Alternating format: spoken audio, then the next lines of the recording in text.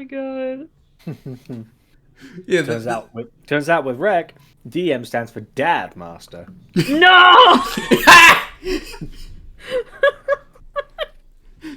the funny thing is, my dad doesn't even do that many dad jokes. I do them for him. Also, Tom, after that joke, DM also stands for that for you. Oh no, That's fine. That's fine. Okay. I like my puns anyway. Okay. So, in the lead up to this session, Stevie, I don't know if you know, but we usually have a tradition where we roll a d20 to see who recaps. Oh no. So, Special and heavy, you need drop for primary, you don't. What? What'd you say? What? What'd you say? I said special and heavy, you need drop for, like ammo drop for. Oh, for Destiny? Yeah, I got you. but for primary / kinetic, you don't need anything. Well, it's not me recapping, and that's all that matters. all right, go ahead, Stevie. Okay. Give me a I'm second. interested. By the way, I'm also trying to open my. I'm also trying to open my yogurt. No. Ah. wait, hold on. Did you actually do a 1d20? No, you just just- says that you you just just typed- did a 20. He just typed 20. Yeah, well, Well, funny. he has a sore throat, so he's I exempted from this. specifically recap. Yeah. applied for an exemption for this session. But Yeah, I you know. got 15. But just the fact you just put 20, that just feels more spiteful than anything. He's putting on the air of rolling for recap. Oh, thank Oh. you. Before we start the recap, I just want to say I'm excited to see what your anti-thelm stuff is. You'll see. It's a strong autumn breeze. That is And- crumble. Oh god. My crappy memory too. Welcome to my world. Same. Honestly, I could not remember. Hence the fact I was so thankful that you rolled slightly lower than me. Because if it was me, I would not know what to say. Well, I mean, we started in a tavern. yes. Well, not technically. Technically, That's you all I not remember. started outside the town, and you didn't meet Oh, us that's in true. the Actually, tavern, yeah. Yeah, do- We met you at a house. at a workshop. a house with a big door. Oh yes. Yeah. What else was there? A family that lived there. Yeah. Yeah, Lily's friend. Oh, and a fight. A fight that I did terribly at. And More a fight I importantly. did spectacular at. Oh yeah. I still remember the little build up I had for the one making that last desperation attack and then rolling a 3. All right. So, Stevie, Hmm? begin the recap. Well, all but 2 came from other places and met at this town at a tavern. And were given a mission to help the town. And oh my gosh. Memory, I don't think please. it matters too much what was said in the tavern. Whoa, very robotic there. Let's say that again. Oh, You're Don't my worry about it. final one. everybody went robotic for me as well. I don't know what that was about. Oh, Yeah, he's turning into a Cybertronian. I mean, my guy is basically a less advanced Optimus Prime already, so With temper issues. Autobots, roll out. With temper issues? Oh, that's just the Michael Bay version. You know what? That's fair. oh my god. This Discord server constantly going off is not helping me either. Give me a second. You're fine. Okay. I don't think it matters too much what was said in the tavern. I think it's more just that we went there is what's important. He says Yeah. he says not wanting to remember the Great Glosher. Cho'Gath. Yeah, basically. I can't relive that trauma. That's right. uh, Oh my god. That bit was entirely improvised, by the way. yeah, Oh. the I think the yeah. best parts of D&D always are. It was 10 out of 10. Yeah, So something piano. I don't think the Cult of Reed and my campaign would be anywhere near as good as they are now if you hadn't, by chance, called it the Logic Cult. Yep. Oh my god. So after the tavern. After the tavern, Dude, the Cho'Gath is just saving his ult for me every single time. you guys. Did you guys like meet some other townspeople around, or am I making that up? I don't think we did. I think we just went straight to yours. That's right. Okay. Yeah. I kind of brought the captain with them. Yeah. Yeah. Oh, yeah. Came to me at Mordor's place and met Lilyaris and Mordor and the rest of the family, and then went to go investigate the forest just outside of town, and trees came to life and we fought them. Yep. Bramblers, you call them. Yes, that's right.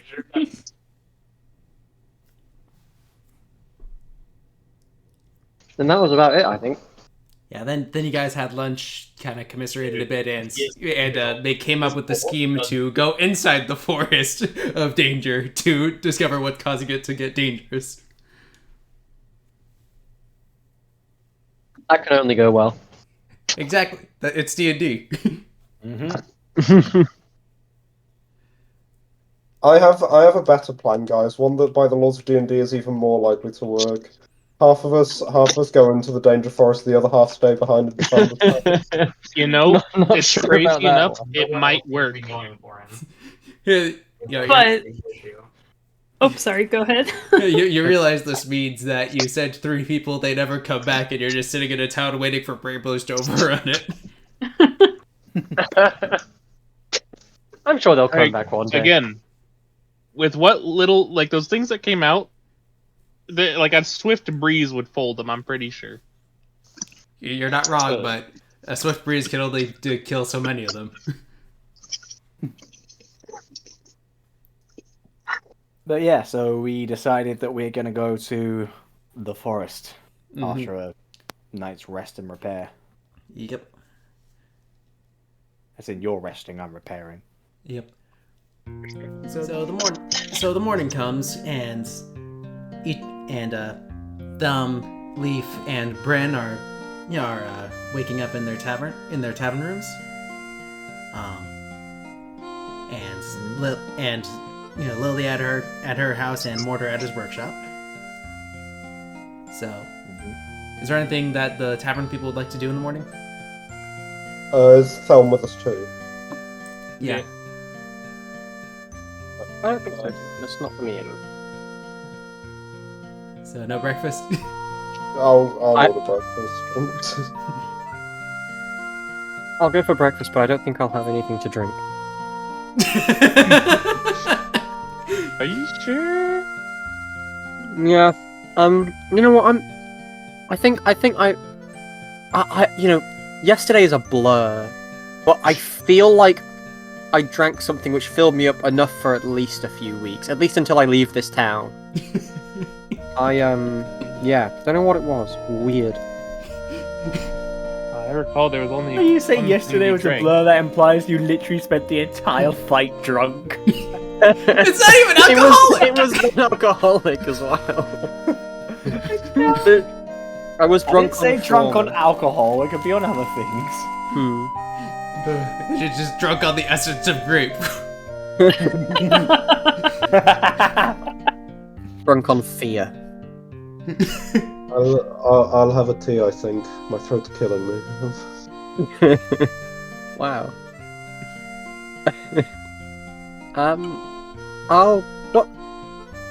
What food do you have?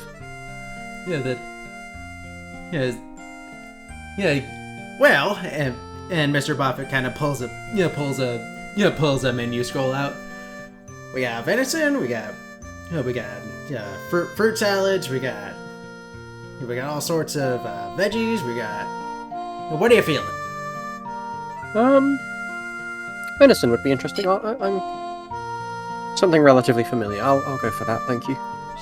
Sounds great. Some venison for our grape friend. Coming right up, Mr. Buffett. Grape friend? Yeah, Mr. Buffett kind of smiles at you.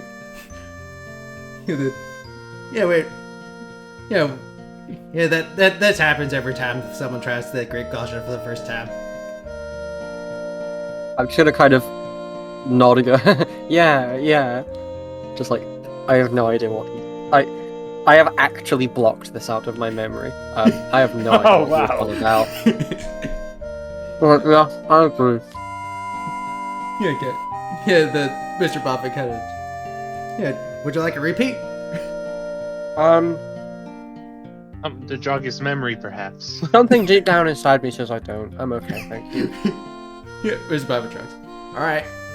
Would it be goat's milk, Glenn? If you're still going non-alcoholic? I don't think I'm gonna. You know what? I'm not too thirsty, thank you. I'll survive. Mr. Buffett kind of raises an eyebrow. If you dehydrate out in the forest, don't blame me for it. Don't worry, I'm sure I'll be fine. Yeah, so your meals come and you begin to, and so you kind of get eating. Lily, is there anything you're doing this morning? I want to say I've been just kind of like spending a lot of my time trying to study like what remains of the Bramblers we last fly, to try to see if I figured out anything else about them. All right, go ahead and make an investigation check then. Okay, let me check my thing real quick. Okay.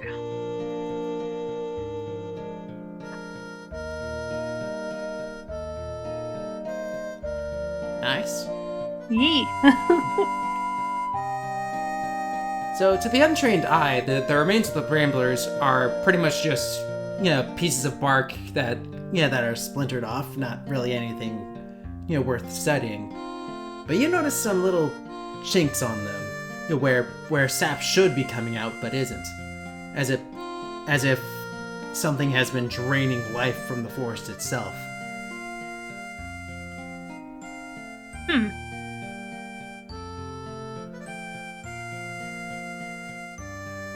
Interesting.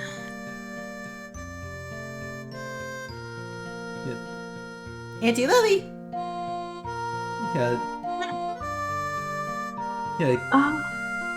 Gina kind of, bounds into the room. Did you find something?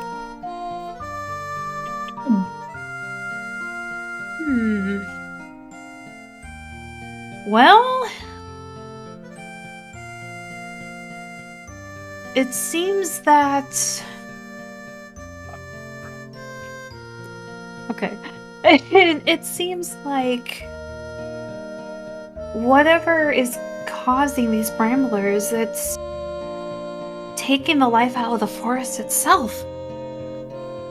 Gina kind of looks at the piece of bark you got on there and on the table, kind of looks up at you in confusion. You got that from that?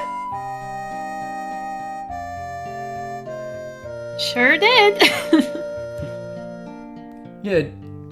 Gina kind of nods. Huh. I guess that explains why you're, why you were, so invested in. I guess that explains why you kept looking at them. Like after all these weeks, you'd think you get bored of it. Nope. Looking at these things actually really fascinates me. Gina kind of shrugs. Oh, we need to make one more check of Morty. You want to come with?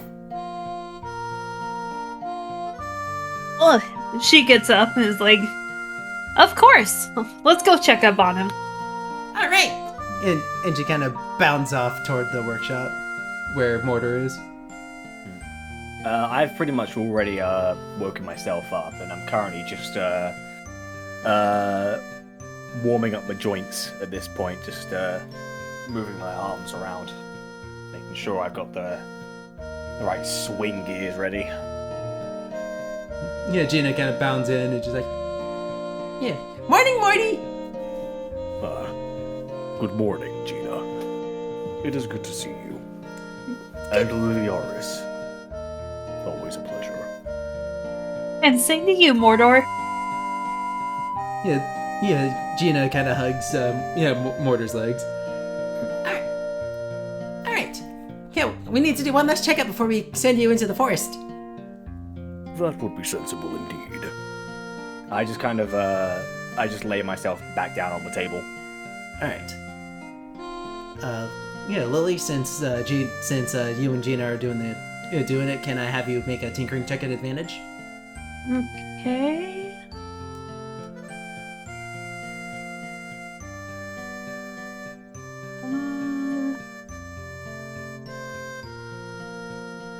One second.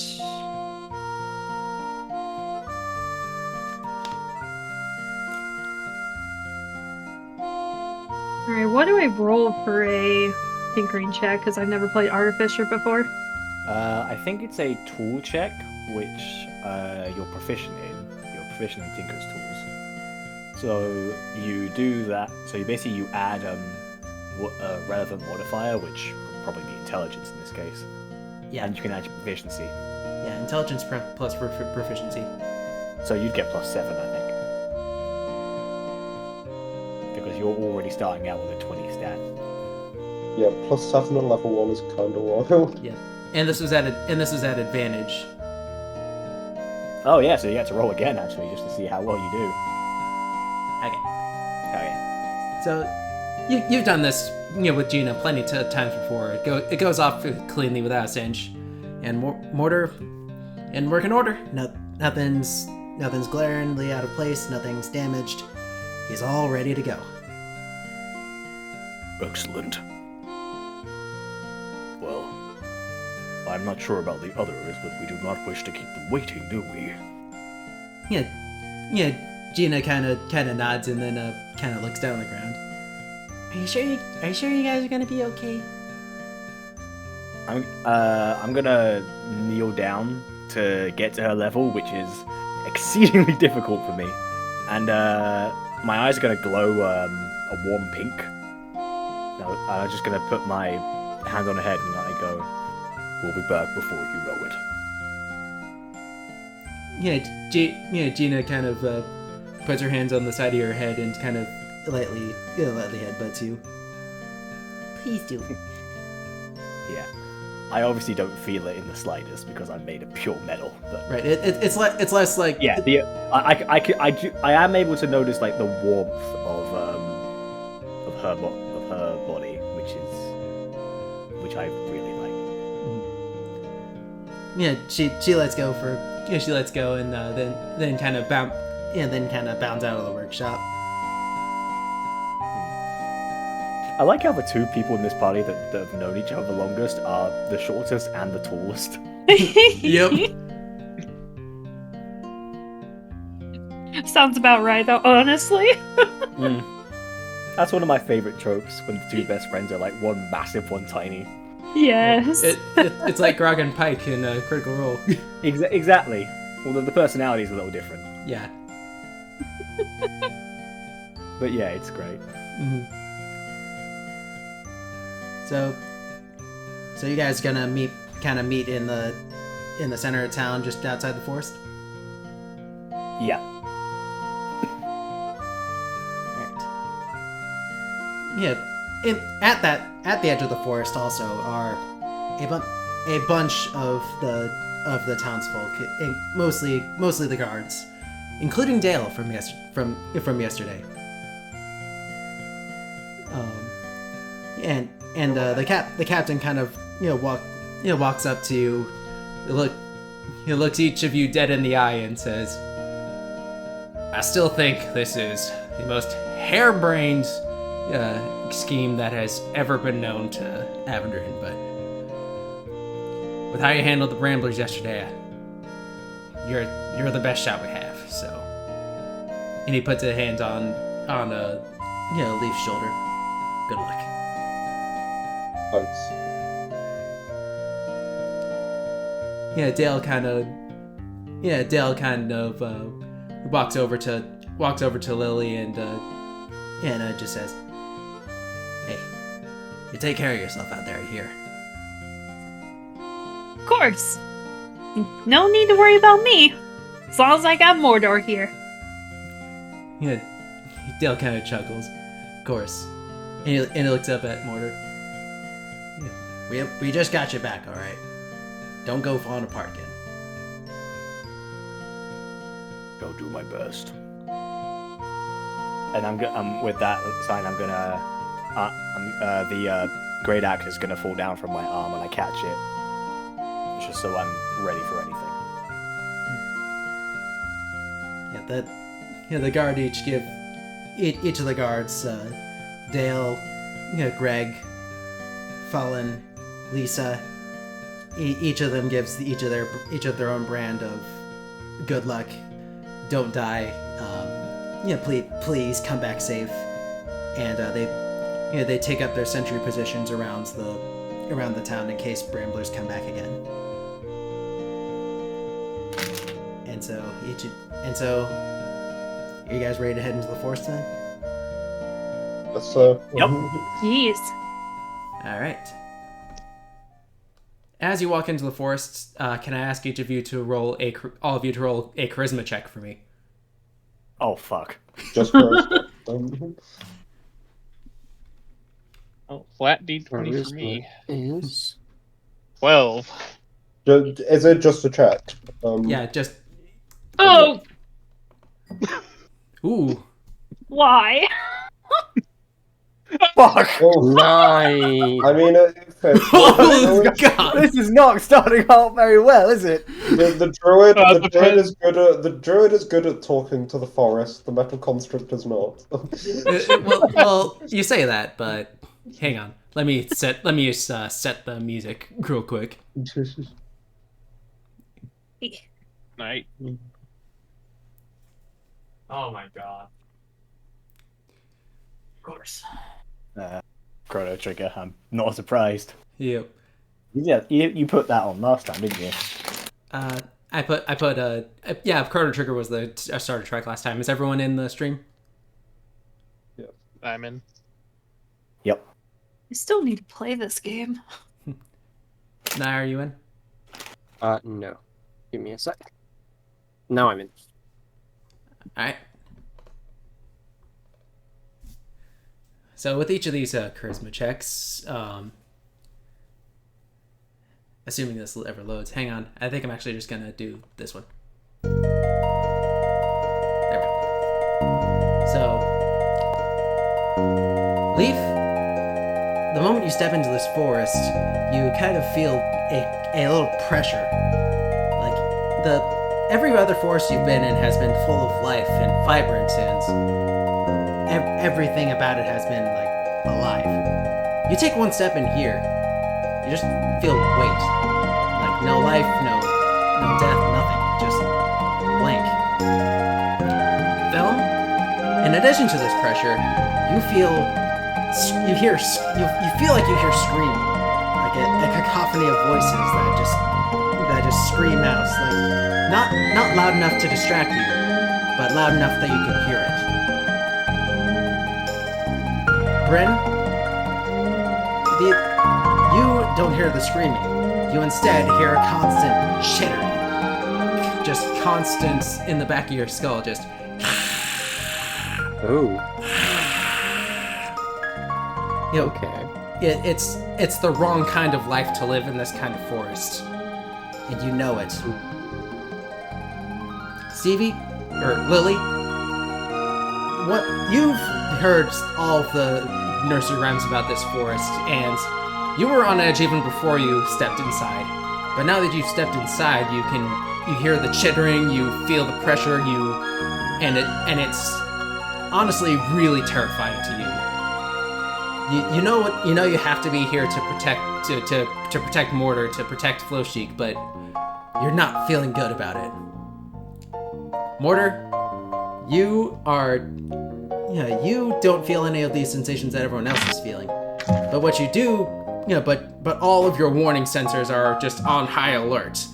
Like this forest just doesn't feel right in any sense of the word. It feels like there's danger in each tree, in each shrub, in each leaf. I'm gonna put myself at the very front of the party and act as a shield for everyone else if anything comes out. And I'm creeping forward slowly and very carefully. All right. Something tells me the forest isn't as happy to see us as we are it. I definitely sense that, yes.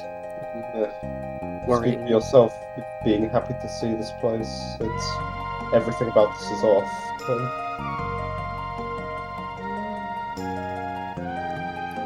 Alright. So with Mortar in front, who's in the back? That's a daunting question. Leaf is probably in the middle somewhere. I'm probably closer to the front, looking out. I'd probably be behind Mortar. Yeah, I'll you know what? Thelm will take the back. He's kind of taken in this very much new area. This new area that is very bleak, very gray, like far, and like the moment you entered into it, you entered it like in the early morning, but right now it feels like the bottom of the night. You guys can barely see 2 feet in front of you.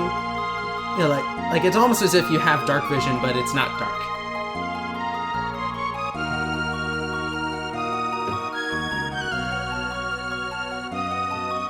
I think I'm a little less excited to see what actually resides in this forest.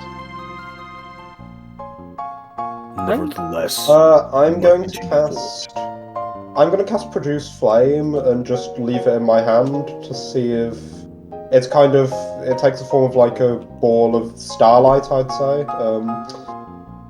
And yeah, I'm just gonna that spell sheds bright light for 10 feet and dim light for an additional 10 feet. So I just want to see if that does anything. It does. You can now see a couple more feet of gray in your surroundings. Hell yeah. I love grey. More grey is always better. It resists fire.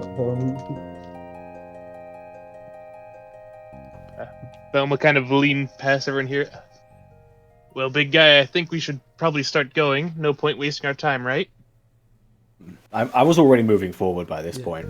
Yeah. Because I am very much on edge, but I am focused on the task. All right. And you guys, keep marching on. Like the topography of the forest seems like very, very dense, but at the same time very loose. Like you're not squeezing in between trees, but there's a tree everywhere you look.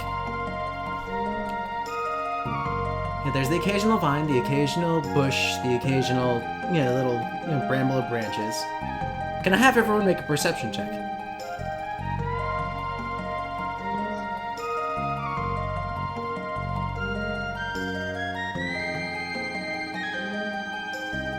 Well,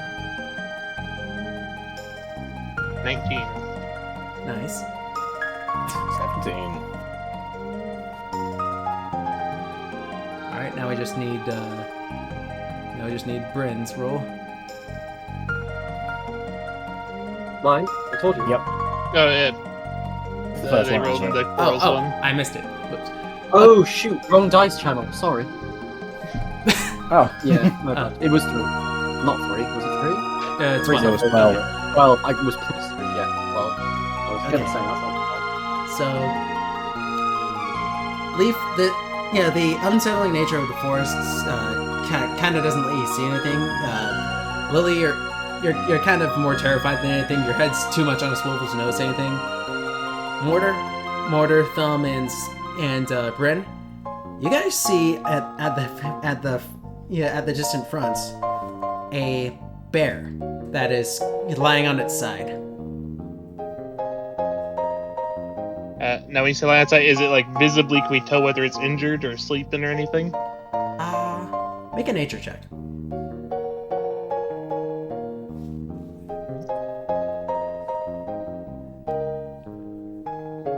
Natural 20. Ooh, very First one of the campaign. On the player side at least. So, like, Thumb, you've seen bears of all kinds in your travels. You can immediately tell this bear is not in a good spot. It's the way the labored breathing, you can't tell what injured it, but you can tell that it's not well. Seeing this animal in distress, I'm just gonna kind of bolt ahead towards it to kind of check in on it. I was just gonna say, don't go too far away. We don't want to lose each other. Thinking to check in on it. I hate to see any animal suffer. Well, that's fair enough, but you are also important here, so just, make sure you don't stray too far. Let us know where you're going. I'm immediately looking around to see if anything comes out. All right. With the reminders, I'll do a more cautious approach. Mm-hmm. You continue to approach the bear, and get close enough that you can hear its kind of labored growling.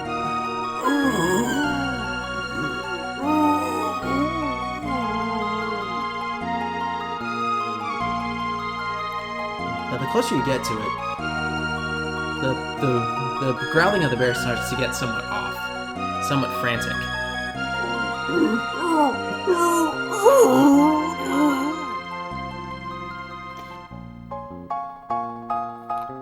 Can I tell kind of what's going on, or is it still just... Well, before you were convinced it was injured. Right now, you're starting to realize that the injury was not physical. Okay, I kind of, instead of just directly heading towards, I'll kind of move in a wider thing, kind of around it to get a better look at what's going on. But a lot more cautiously now that, Alright. Seems a bit off now. Alright. Should I go for a bit of a stealth approach here? Yeah, to avoid being seen by the bear? Yeah. Alright, go ahead and roll stealth. Or whatever else might be there. Oh, nope. You start to step around, and you step on a strange twig. Yeah, but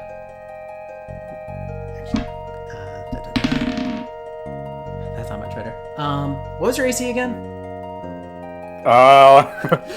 It's a 16. Okay. Not a good question, is it? Always a scary question. Yep. So He just wants to know so he can give you a higher one. like you feel an ineffectual slap on your leg, and you look down, and you find yourself face to face with a brambler.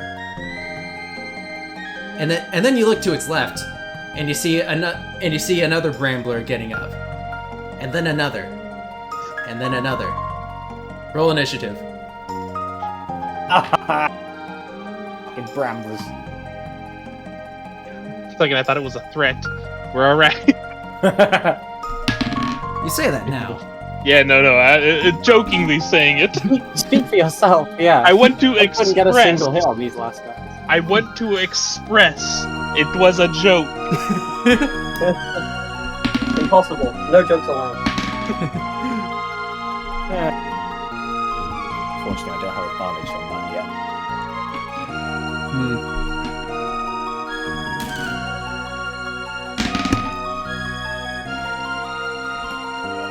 Not to alarm any of you, but one of them, Just looking at those. one of them got a natural 20. That's it's good they go on initiative and not something that could be worse. I mean, here, who's to say it's going to be the only one? A respectable 13. Okay, another of them rolled a natural 20. Oh, Jesus Christ. no. Why? Let them waste all their nat 20s, it's fine. Yeah. Oh my This is a good thing. Well, I shouldn't say that. I'm kind of really out of position. Okay. Yep. Almost lost that die. Don't mind how many die I'm rolling for initiative. The is why you empty roll thumb initiative. countermeasure Oh my God! through a horde. Oh, is that a third natural 20? Yep! Oh no. Yeah, I'm telling you, his anti-thumb countermeasure he mentioned was actually just to throw an entire horde at us. You're not wrong. Oh no! Oh, Jesus Christ. I think this is my cue to rage. I think this is my cue to just burn down the forest. You don't even have fireball. No, but He's I got have fire. so I can cast that as much as I want. You know, sometimes it's just better to rebuild, you know? We can plant a new forest. How long will it take for it to grow? By the time it's fully gone, I will be the only one alive. Hey, not necessarily. Oh yeah, true. Yeah. I was gonna say, I'm an elf. If we all get to level 20 during that time, we can probably just stop out. Okay, what was your dex modifier, Thumb?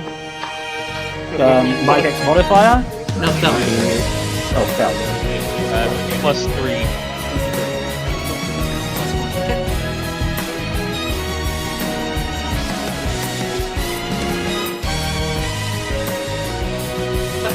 Please, dear God, help me.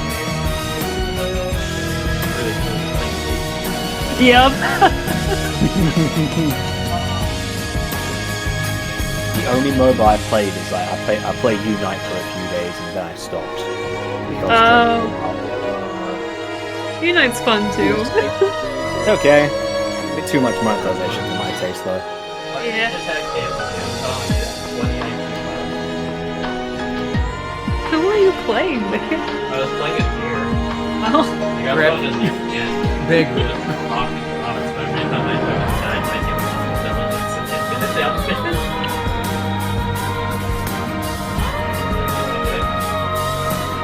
Oh my gosh. Oh, my PS4 went on sleep now. Okay, the initiative thread is up.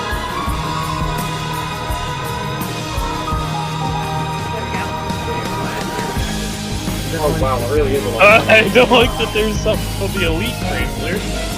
Oh yeah, that's Oh no! Oh, and the bear is gonna be hurting us. You don't know Maybe. that. I'll speak Grizzly with Sumi's Grizzly. I'll speak Bear at him and be like, hey, help us. I'll speak bear at him. I don't know how I'm gonna speak Bear. It's gonna be kind of like the Finding Nemo when Dory speaks to him. You know. I'll just kind of pray that he knows what I'm saying. Wow, I wish I could speak. It occurs to me that I missed that. What?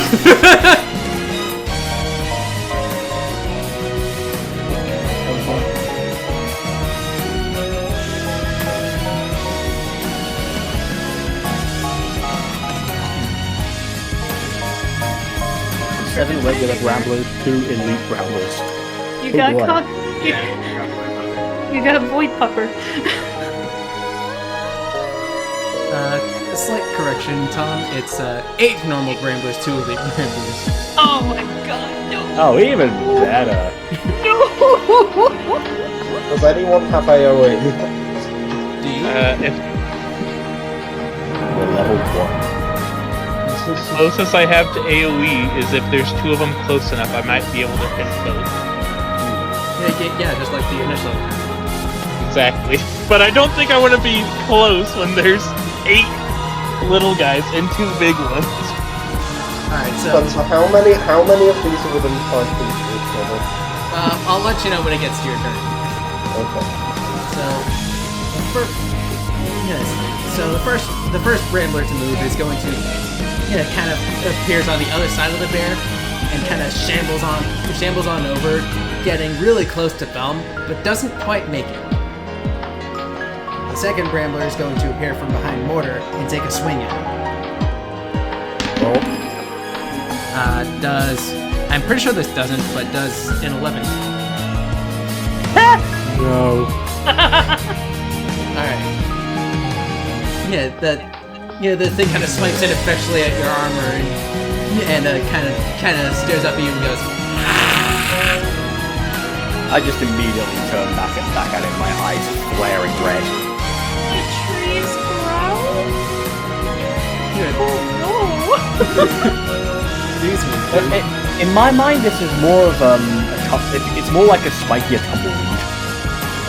It's like your tumbleweed. Wait, no, actually, I'm imagining like, you know those like, I don't know how many of you guys have played Mario & Luigi's Superstar Saga, but those weird like chestnut enemies.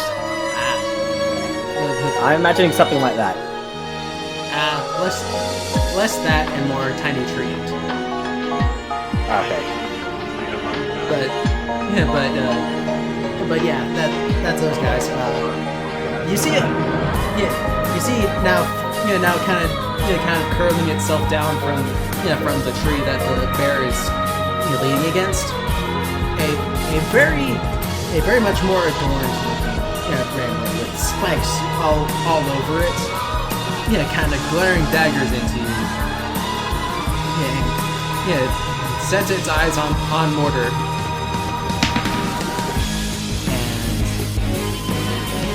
And a spurt of needles fly out,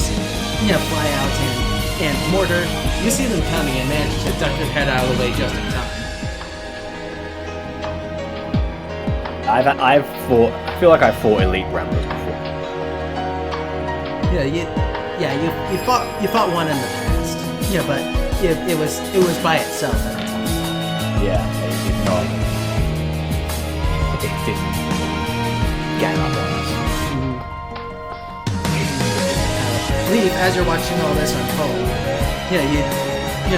the bush that you're currently next to suddenly reaches out to attack you as it reveals itself as another Brambler.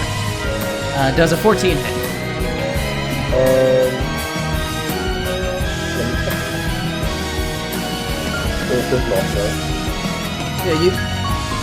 Your cat-like reflexes manage to let you duck out of the way just in time. Yeah, actually, the reason that doesn't hit is because I have a shield, so I kind of raise the wooden bark shield. Nice. It just kind of slaps against the armor, and once again it goes.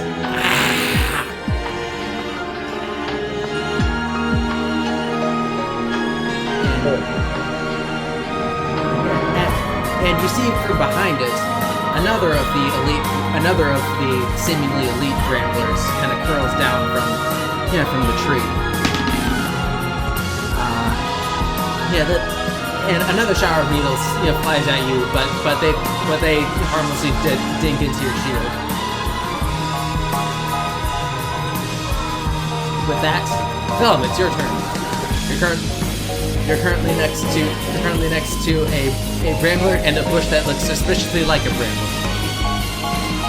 Alright, I will hit the Brambler. Alright, roll to attack. Or I will attempt to, I should say. Just big, no assumptions here.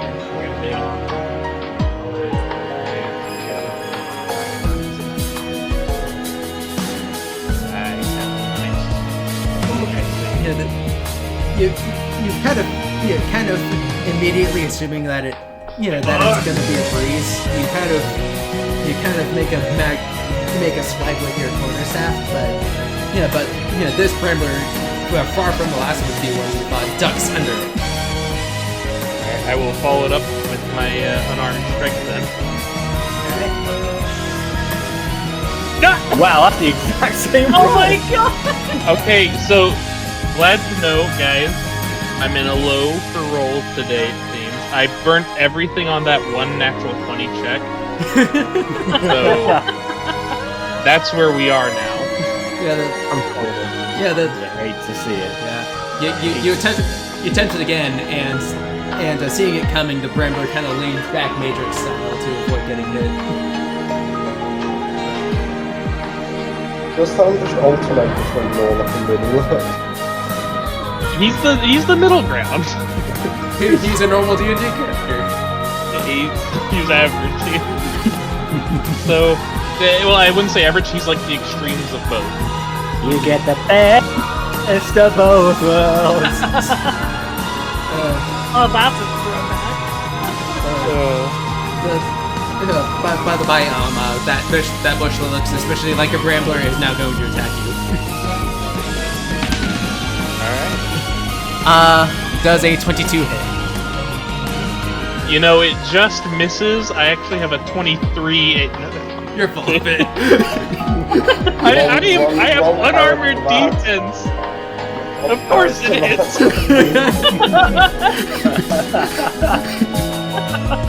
Let me double check.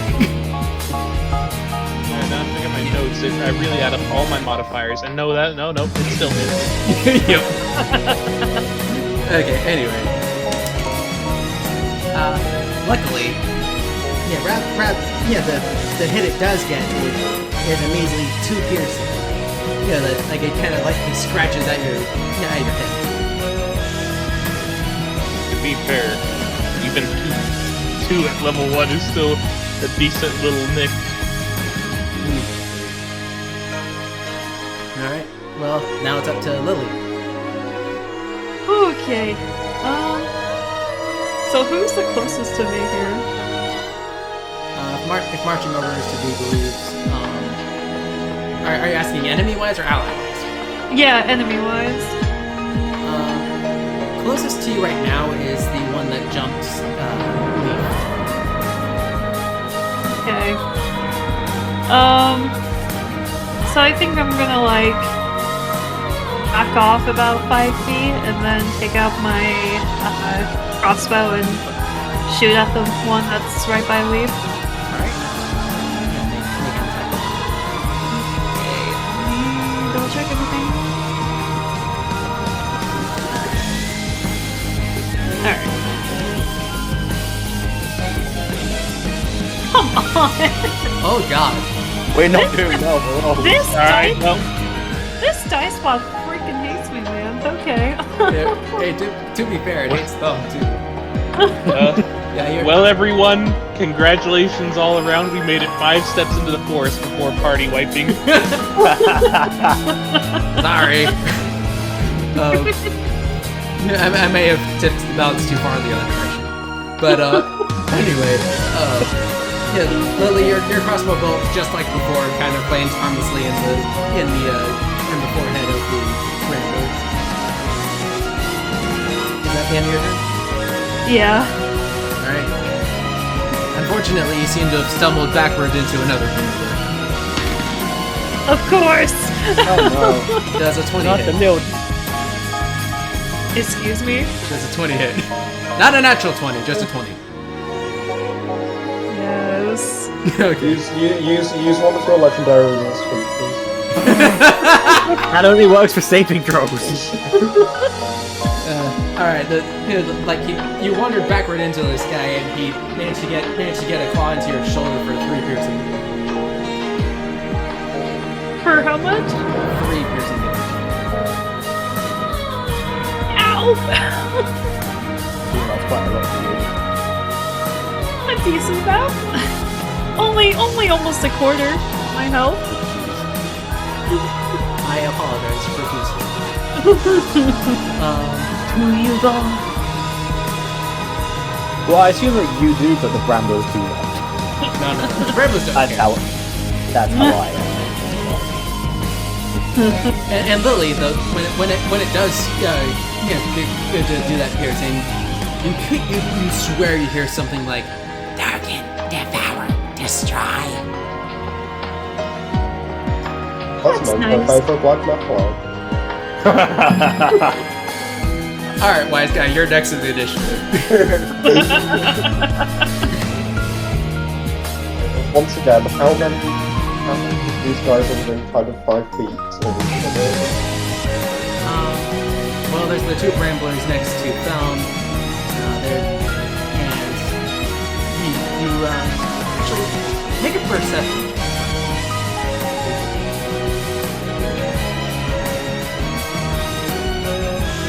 Okay.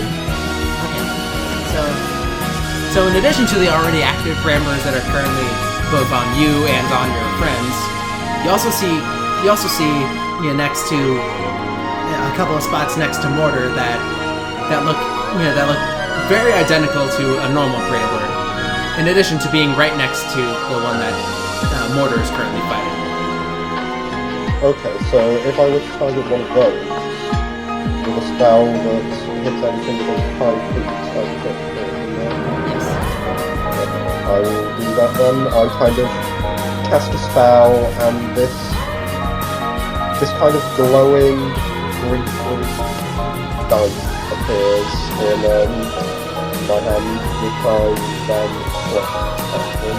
at the middle one. Galileo has a hit out on you. That's everything he has to get past. That's a 20. Hey, we finally hit him! Yep, you did. Okay, so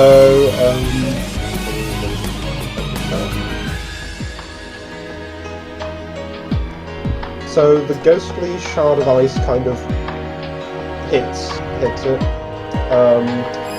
doing 3 piercing damage,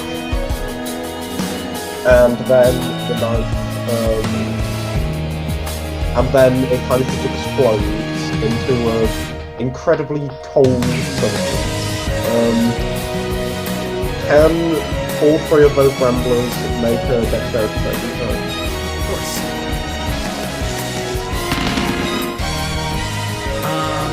What's the DC?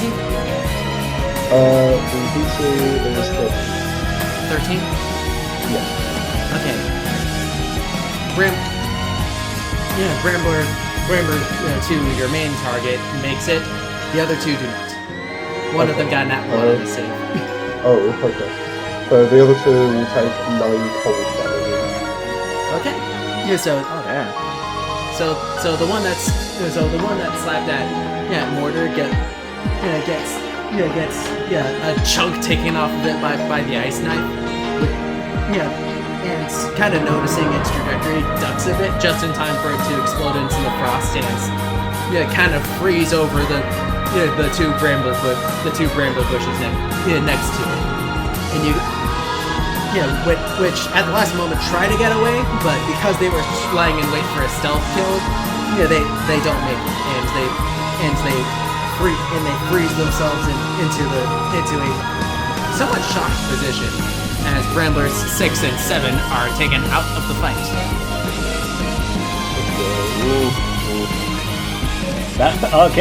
So yeah, that's gonna be much better for me. End of my turn. Great. So does that mean it's my turn? That does in fact mean it's your turn. So, because I'm a Dragonborn, I have a 15-foot cone of breath. I'm not too sure on the positioning of these fellas. How many could I get in a cone of 15 foot? If you were to get to Thelm's left, you could get the 2 that are on him. Would I end up with Thelm as well? There is If you're 5, Okay. there is an angle that you could get to, but it's at the very edge of your Of my movement. Yeah. I think I'll go for it. I'll head over there. And then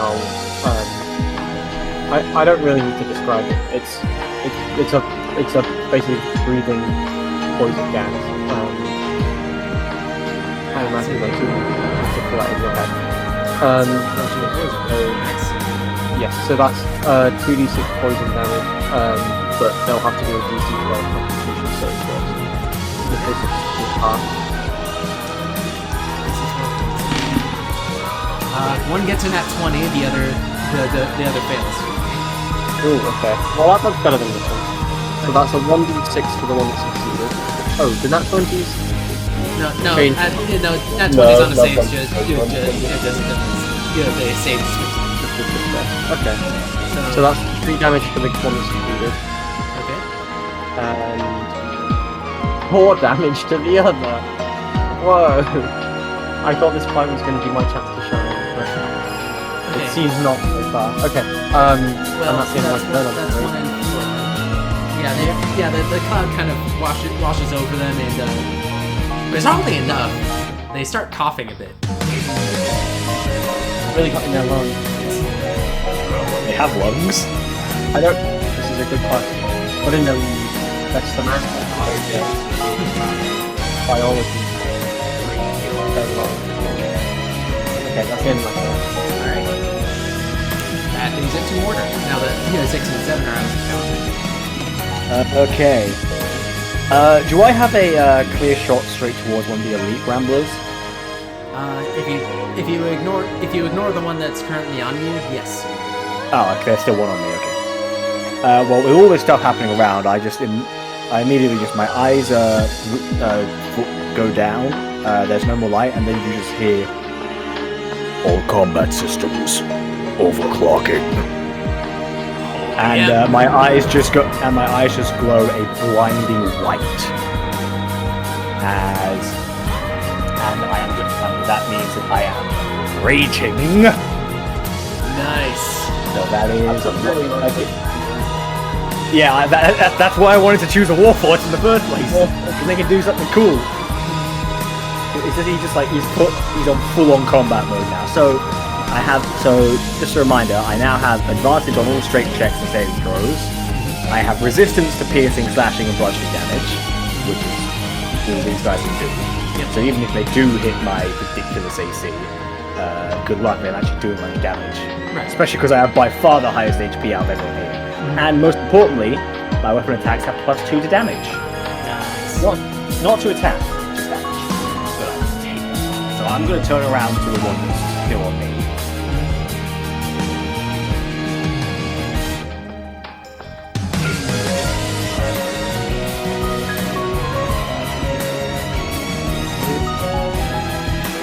That hits. Roll your damage.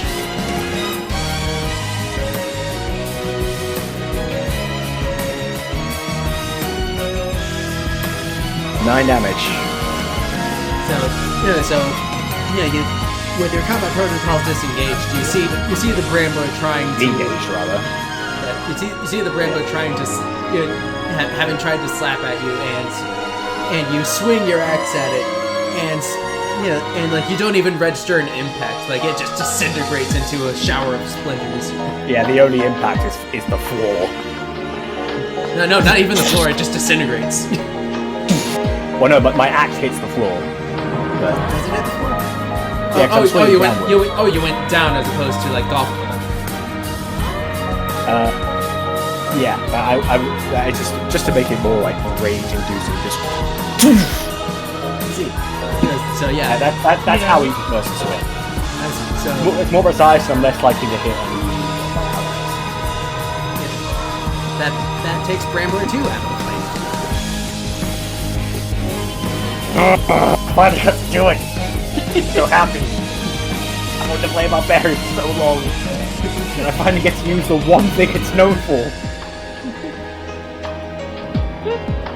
All right. With more. Yeah, with the and with that, with that shower of splinters,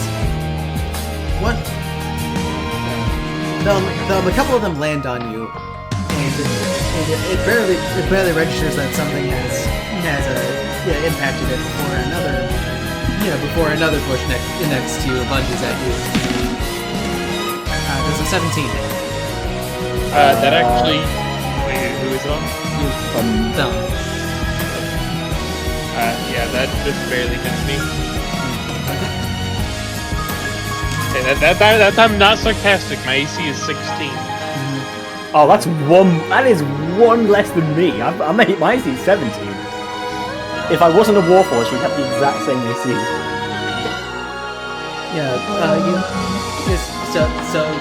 Thanks to being blindsided by this thing, it rakes her back and deals 4 piercing damage. First of all,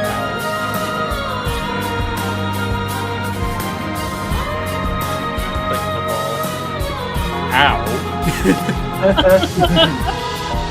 Sorry. I had to punish you for your hubris in the initial play.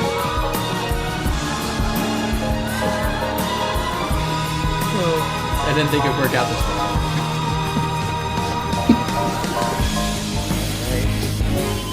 So, what one was that one? So I know where we are on this. That was Brambler. Yeah, the bear kind of howls for a bit. Kind of claws at the ground. It looks frantically and kind of does a blind charge.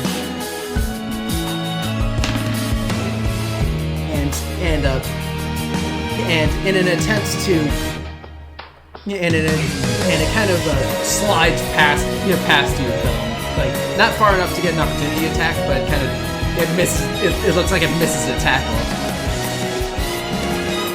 Now, can I tell whether that was an attempt at me or was it at the things near me? Make an insight check. Gotta get an idea of what kind of position I'm in here. You're surrounded by a bear and 3 bramblers. At 19, please tell me. Well, the bear wasn't trying to hit you that time, but it feels like it's just attacking whatever seems hostile at the moment.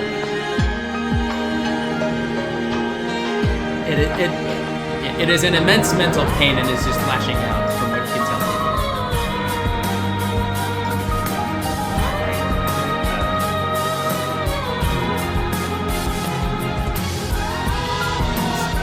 Now, top of the round.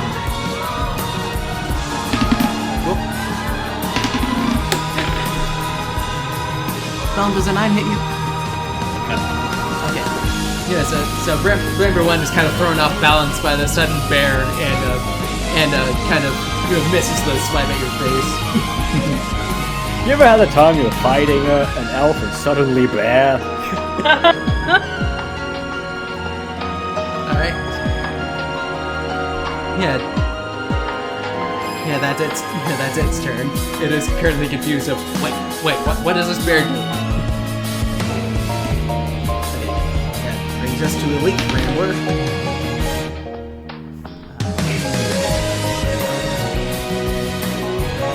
Quarter does a 13. Assuming no.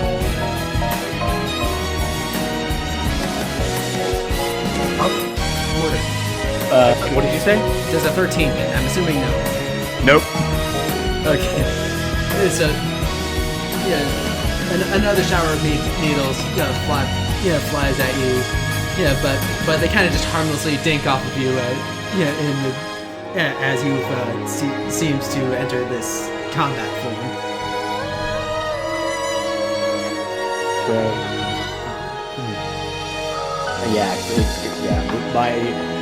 There's some magical influence on my armor that seems to make it glow and even toughen out even more than usual.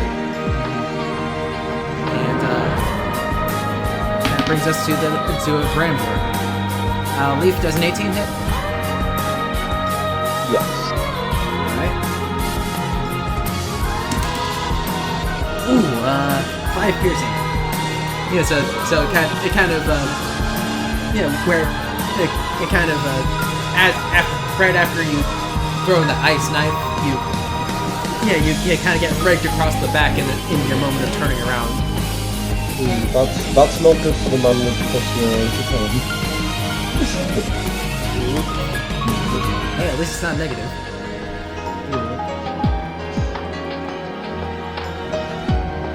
And now it's Elite Brambler number 2. Yeah, luckily this rake against your back managed to turn you around enough to see another shower of needles coming and raise your shield in time to defend yourself. The what? You cut out. Oh yeah, you cut out. Okay. That rake across your back caused you to turn around just enough to see another shower of needles coming at you, so you're able to raise your shield in time enough to defend.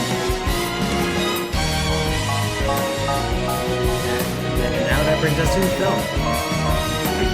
Alright. First things first. Seeing this little spot that I'm in, realizing, if I were to try and turn and run, I don't think I'd get terribly far. I'm gonna take a swing. Alright, there we go. Which Brambler are you aiming for? There's 3 on me, right? Yeah. Any of them. Alright. It does not matter. Alright. I'll pick one. For 6 bludgeon? Yep. Okay. Given what my D4 rolled, Brambler 4 is Brambler 4 gets whacked by the stick and in a sight much more familiar to you, gets whacked in half. Right. And I'll follow it up with an unarmed strike to a different one. 15 hit. Wait, It does. was for your main attack? Like, is that 1d4? Were you using an unarmed strike or were you using your bow staff? Quarterstaff one-handed. No, that would be a 1d6 probably, wouldn't it? Oh wait, yeah, wait. Yeah. I think I've got my order stuff mixed up here. It's fine. Either way, it's fine. I mean, it blew up either way. Yeah, it's not the quarterstaff this time. It's like the slap it in and explodes. Yeah, no, this one is an unarmed strike. I know that. It's just the previous one. Well, I think if the bonus action was the unarmed strike for this one, then this would be the quarterstaff. But either way, it hits. I think the bonus action would have to be an unarmed strike, so the first one would have to be the step. Oh, is that like a specific order they have to take? Yeah. Well, it's bonus action unarmed. Oh, yeah, because it has to be after. It says once you've made an attack roll, you get to make a bonus action unarmed strike. And like I said, the first one's dead anyway, it doesn't matter. Yeah. And a 6 again! Yeah, a 6 to damage? Yeah. Like you okay, which one do you want to hit this time? The one that was juking me the first round. Okay, went up. So like, it's like after open palm striking 4, you then bring your hand across and just punch the Brambler 1 square in the face and kind of your fist goes directly through the bark. Yeah, it's incredibly painful, but it's incredibly satisfying at the same time. Okay, so now there's 1 Brambler on me, right? Yep. Get rid of it from the initiative. I'm on my way. I like seeing it go down. It's satisfying. I was gonna say, so, logically speaking, I don't think I should step away from it, because that gives it an attack, and then it can attack again. So, seeing and kind of realizing the situation I'm in here, I'm going to actually kind of drop my bow staff here, or my quarterstaff, and make myself very non-threatening to the bear. Ah, nice. Like, using my familiarity with a bit of familiarity with animals and stuff, I try and make my body language very non-threatening. Alright, roll nature. Well, actually, roll animal handling. Right on. 19. Alright. Yeah, given your insight into bear behavior, the way it's probably getting up from its charge tackle, it does not see you as a threat. Thank goodness. Lily, it's your turn. Okay, so I guess, Lily's kind of freaking out a little bit. The Brambler that, got her from behind, and, whispered to her, she's gonna scream, "No!" and then, cast Frostbite on it. Frostbite? Ooh.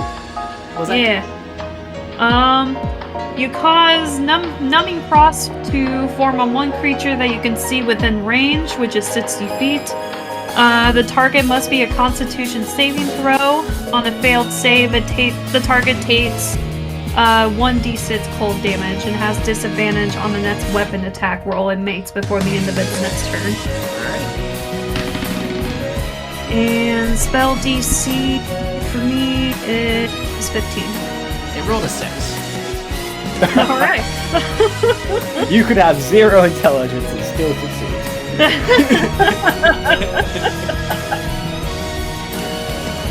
I said, yeah, 1d6. Starting out with 15 and we haven't even had any proficiency bonus upgrades yet. Oh, just one cold damage. Okay. Bernie has disadvantage on the next attack roll. Yeah. Yeah, good thing because he's next. Like your knee-jerk reaction of kind of blasting the cold air at it. You kind of, For some reason, you see it shiver. does a 10. No, thankfully. The shiver is timed just right for it to kind of bat uselessly at the air in front of it as opposed to your face.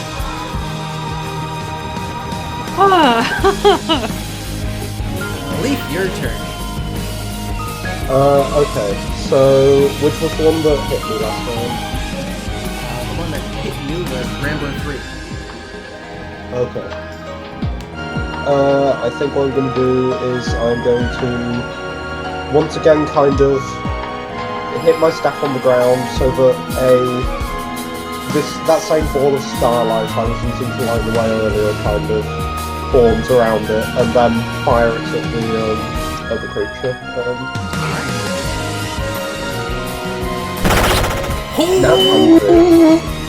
Nice! If I'm not mistaken, you said that they were weak to fire, right? Yep. I did say Okay. that. So it takes 2d8 times 16 fire. like you slam your staff down, you fire you send out the fire, and the thing just burns to a crisp. Far from the first Brambler you fought. Like your combat senses are on full overdrive, and it just incinerates. The other one Leaf used Fire Pledge. It's super effective. And another question. The other one that was kind of with it. The other one that was attacking me was using ranged attacks, right? Okay, so in that case, I think I'll Is there anywhere around here I can see that I can take cover? Make a perception. I know these haven't been good. The last one was 20. Not that, but still a 20. You take a quick scan, like frantically looking, and you can see across from this elite Brambler that's been firing at you a kind of bushy area that looks distinctly not like the Bramblers you've been fighting.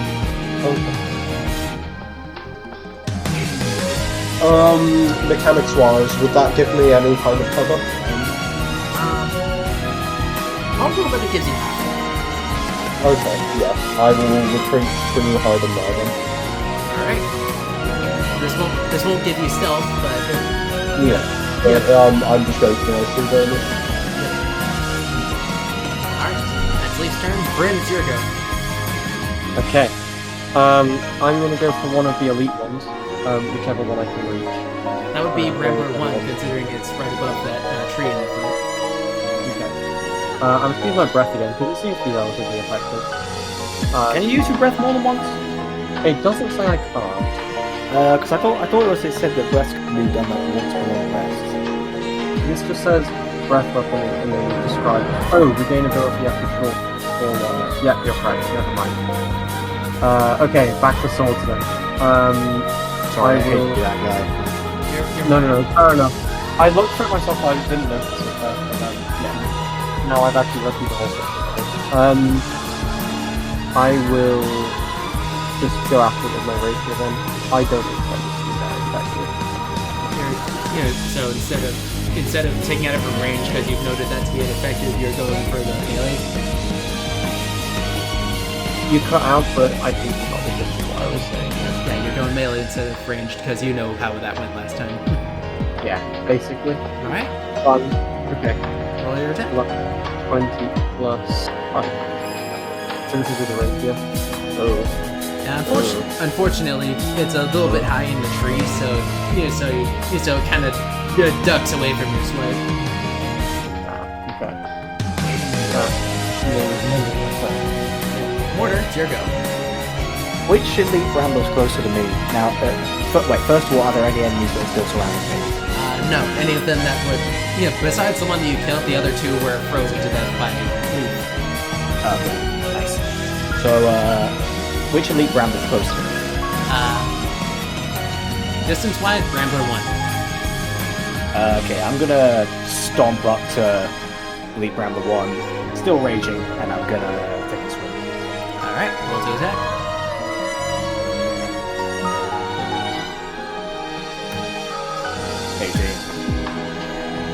That's... Miss, no, it is. Okay. Roll your damage, good sir. 8.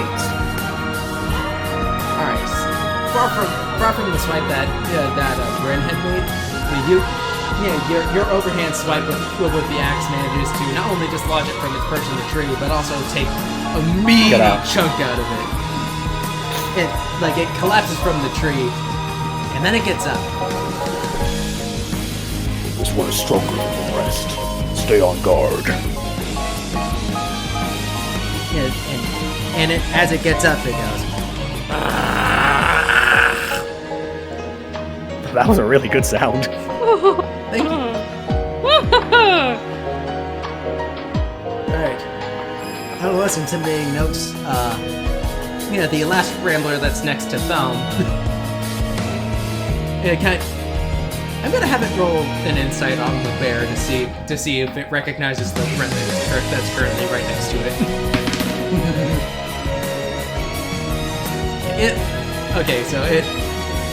It notes the sudden change in your body language. Kind of looks at the bear who's currently rearing up to attack. And Thumb, can you make an insight check on the Bramblers? Alright. Uh,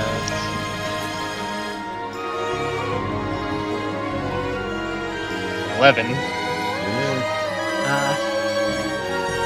Its eyes are wide, but you can't tell if it's out of fear or just curiosity. Yeah.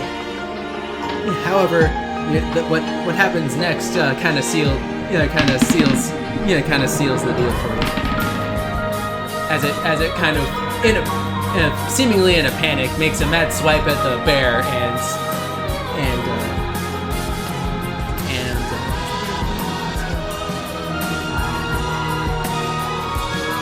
kind of rakes across its nose.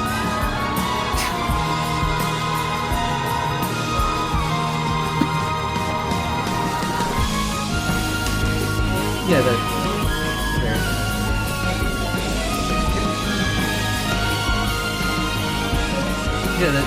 this light scratch gets the bear to elicit a pained roar of fury.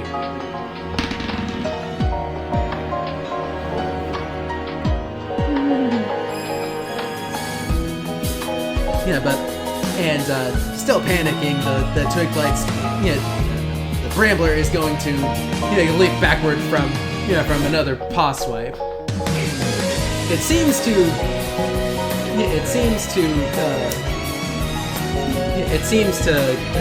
kind of breathe a sigh of relief, and then the bear opens its jaws.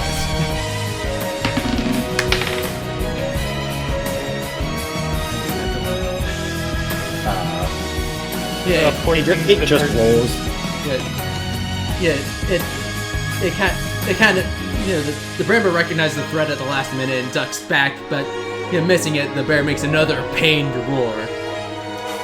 Multi-attack. Does it multi-attack or is it just roaring? Yeah, it's multi-attack. Oh.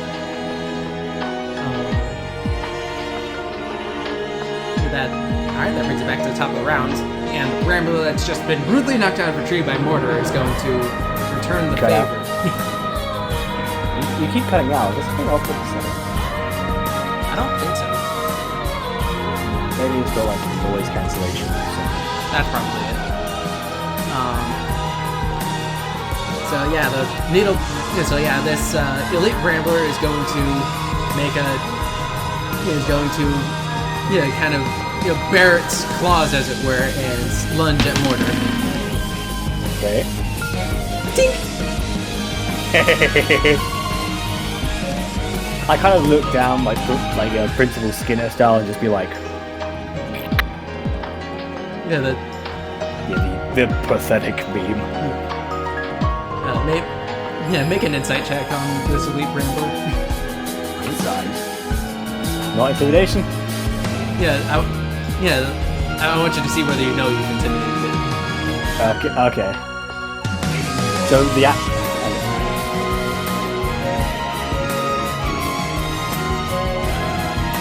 Sorry.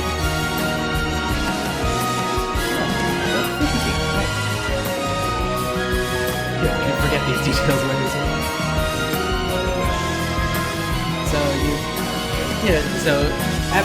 So as you're looking down at it, you notice it kind of shake its hands and look up at you, and just blink.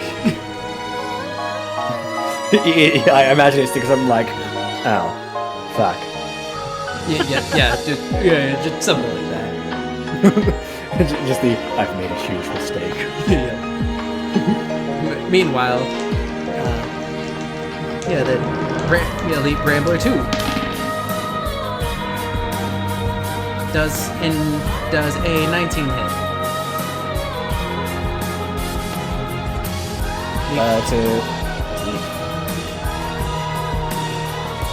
Just barely, yes. Okay.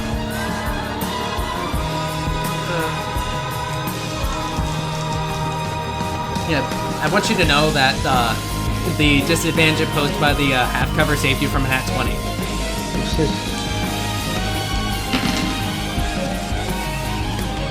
How much damage? 11 piercing. Wait, 11. Yep. I am insta-killed. What? I had 8 HP. I was down to 3 from the last attack. So 11 just insta-killed me. What? Oh! Yeah. What? Oh no! Bro. What? Wait, killed, like dead. Yeah. Yeah, dead. that's killed. Shit! Bro. Alright, well, the forest is no longer a joke. Yeah, no kidding. This is. Oh God, I did not. I'm sorry. Oh no. No saving throws or anything? No, if you take too much damage, you just insta-die. Oh my god. So you had 3 HP. That's Yeah. the exact amount needed 8 to max. kill. Yeah, it's the exact amount needed to insta-kill. I'm sorry, God. Well, I guess I could say I killed a player. Oh God. Second Oh. 2, no lie. I told you guys it's Wow. the danger. You said nothing of the sort. Hey, I said we made it 5 steps in before the party wipe, and well, here we come. Well, Wow, man, that was. Oh. Are we? Wait. Huh. Are we saying this is canon? Because if so, yeah, this is canon. Don't worry, I'll figure something out. okay. I think it's seeing this happen.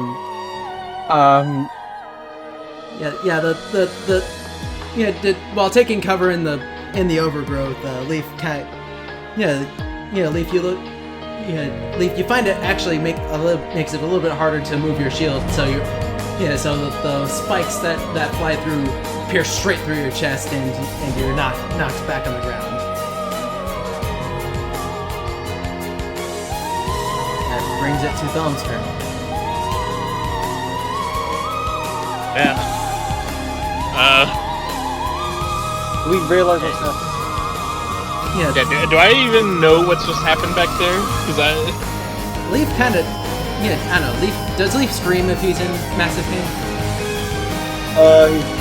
Probably more of a howl than a scream, I'd say. Is it like is this like a Made in Abyss kind of scream, as in we know that? Yes, okay. Probably. Okay. Just an incredibly pained howl. So we know something as well. question, with the bear and the bramble fighting, did they move enough away that I'm clear to run without opportunity? Well, they're focused on each other, so yeah. Okay. Hearing this horrifying death howl at the back, I'll kind of turn my head and notice Leap is down. There's a bramble overhead. So I will charge back that way and try to take care of that problem back there. Alright. How big's your movement? I think I've got 35. Is that enough?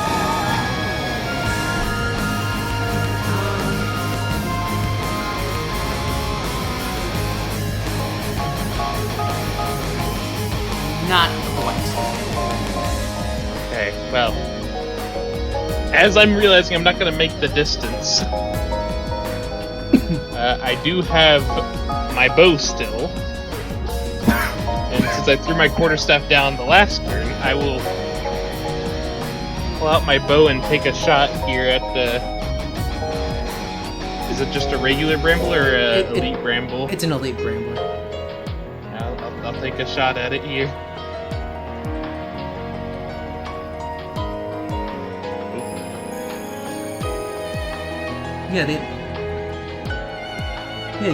Your arrow flies true, but much as Bren and Lily observed in the past, the arrow just harmlessly embeds itself in the thing's forehead.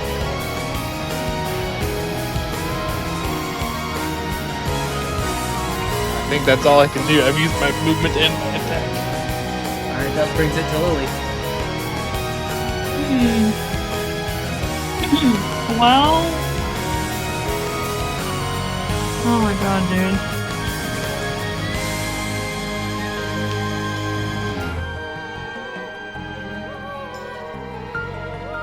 I think...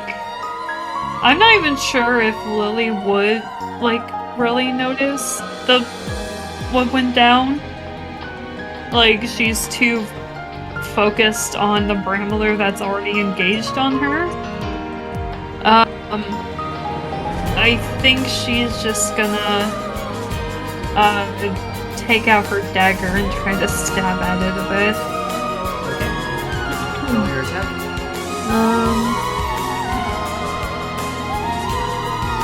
Wait, no, there we go. 9? Yes. Come on! Yeah, scared as you are, you kind of overcompensate for the thing's movement and swing over its head. Okay. And it's going to make its attack on you. Fortunately, it also overestimates your movement and slams the ground next to you. Oh my god. Down it's Bren's turn.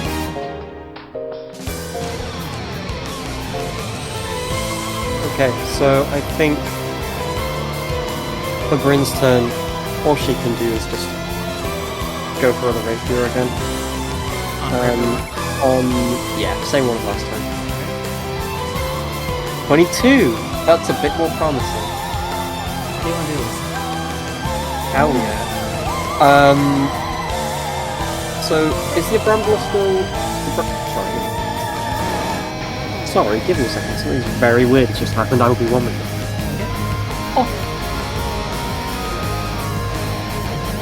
am so sorry, Joel.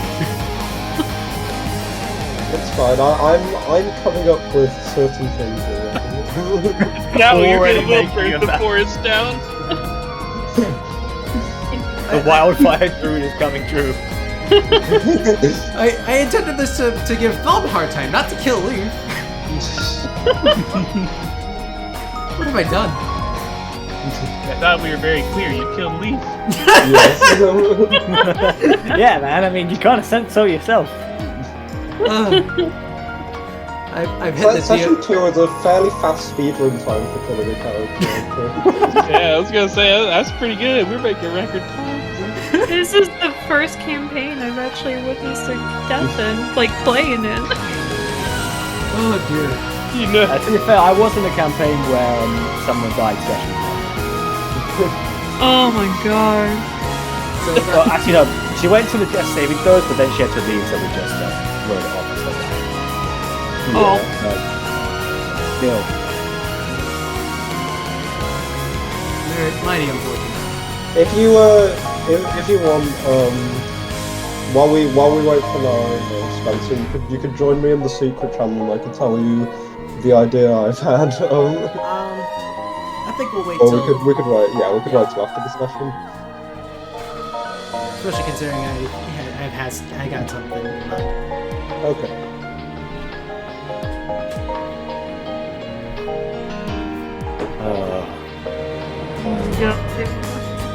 This. Holy. That's. I was looking forward to see how Leaf was going to develop. But I Sorry think about that. I was I'm as well. I'm back. You're not the one who should be apologizing. I've been apologizing! What's this for? We will take apology payments and deck of many things. Okay, I don't need forgiveness now. And my new into the campaign with a rare magic item. How's that? Okay, Bryn, how did you want to do that? Alright. So are they fallen out? They fell out the tree, didn't they? They weren't. Yeah, and ineffectually slapped, Mortar. Oh, I thought I was hitting the other one. Because I thought Bryn was attacking number 2 and I was attacking number 1. No, I was attacking number 1 as well. Oh, okay. Sorry. So after were they attacked by mortar? Or were they? Yeah, they just take an immediate hit from Mortar. So after the hit by mortar, they don't get a second to recover. They're instantly just find themselves slashed at from behind, putting them just directly in half before they kind of just collapse. I like to think the leaves would kind of wither away almost instantly, but I don't know if that really fits your. Well, it doesn't have leaves on it. It's just a bare thing of needles. But the needles do curl up and die.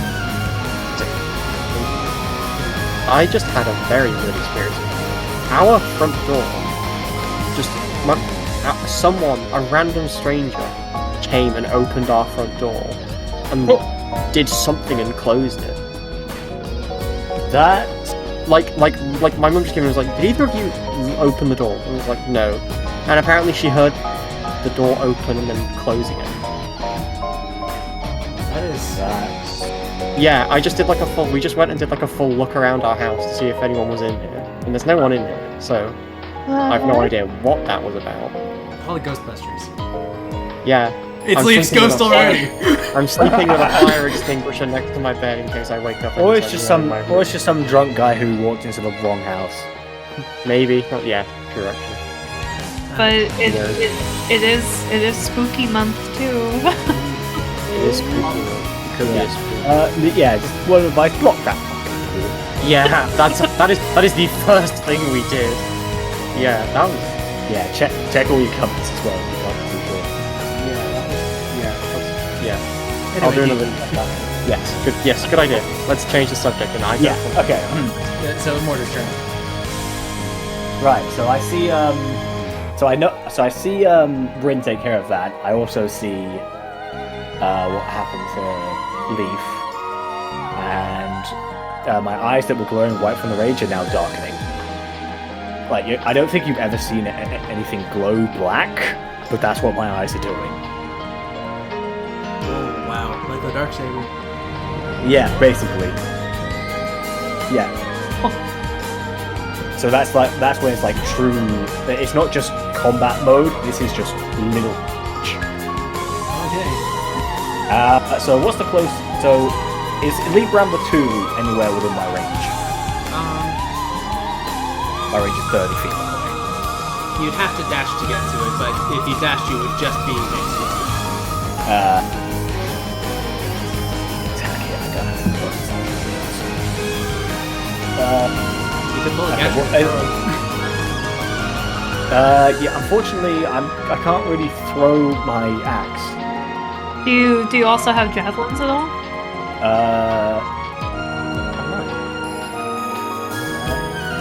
I do actually. Yes. Yay! So yeah, I'm gonna just open up my palm, and this giant spike is gonna come out of it, and I'm gonna aim it towards it. Alright, make your attack roll. Well, actually, I'm gonna walk forwards first because I'm more than 30 feet away. So I'm gonna move until I'm 30 feet away. Yep. Just right at the edge. Yep.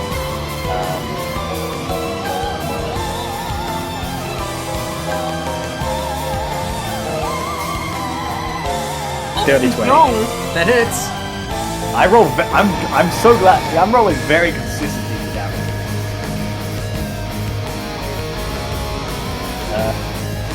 Okay, range.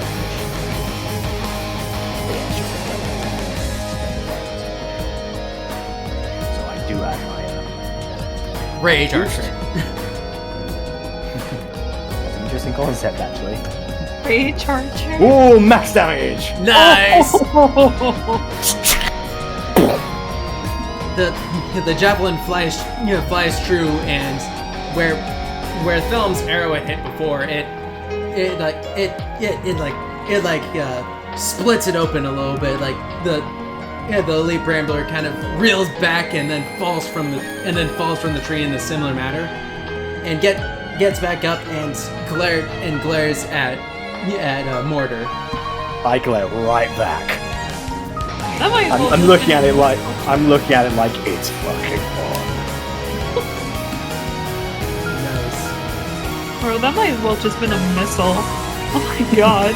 I was thinking something along those lines. If it wasn't basing it, it would have just been a straight up rocket punch. Alright. Meanwhile, in a battle that has less emotional significance, the Rambler has rolled a natural 1. Oh. That bear is angry. It's like those those whip fights where just where the yeah, the slap fights. The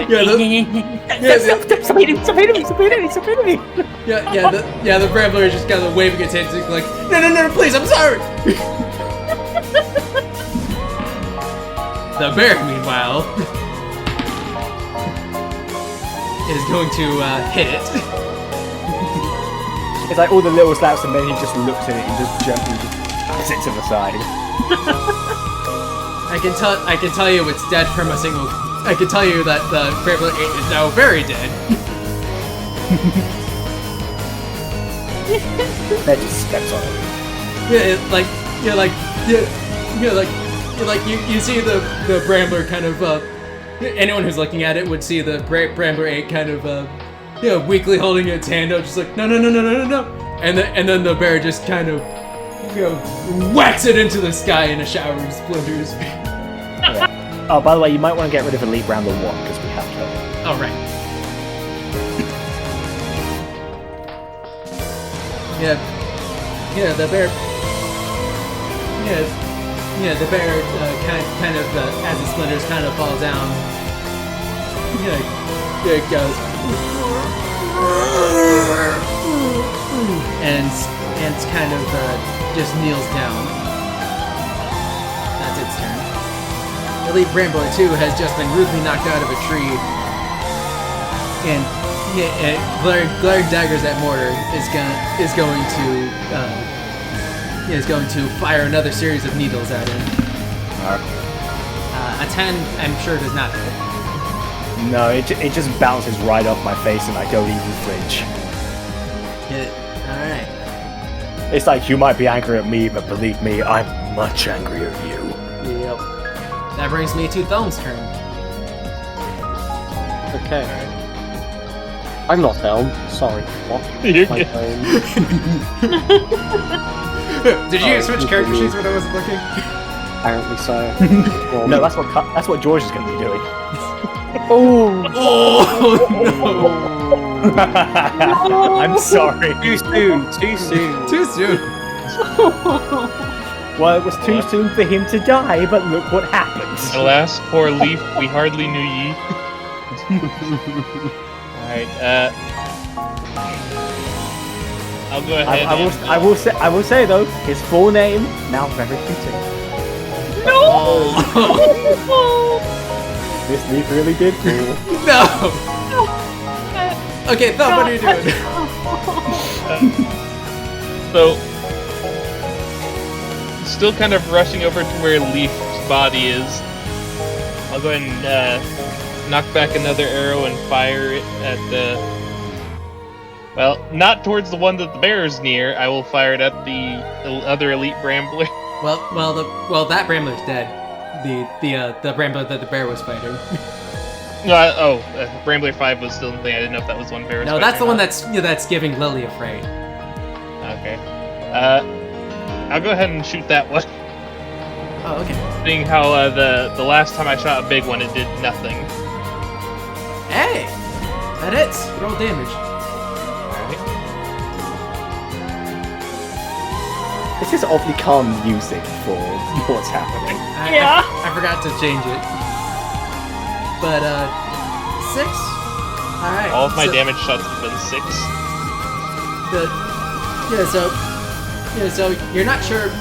You've seen arrows get this with no damage, but you see a small bit of frost from where Lily blasted it. That's kind of made a small opening, and you shoot, and you manage to send your arrow right into that, and it splits the Brambler in half. Brambler 5 is now gone. And the rest of my movement, is that enough to make it to where Leaf's body is? Yes. And as you get there, you notice that for some odd reason it's glowing.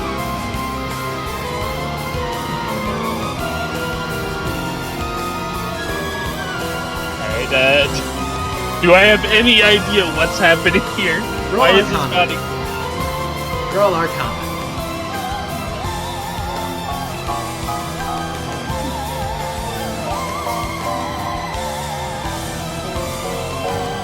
You guys smart. I think you're just used to the Nor's -2 modifier. Yeah, my usual bad... See, I actually have... And to be fair, Nor just... Yeah, true. I've seen your sheet. You have that, but you have no strength.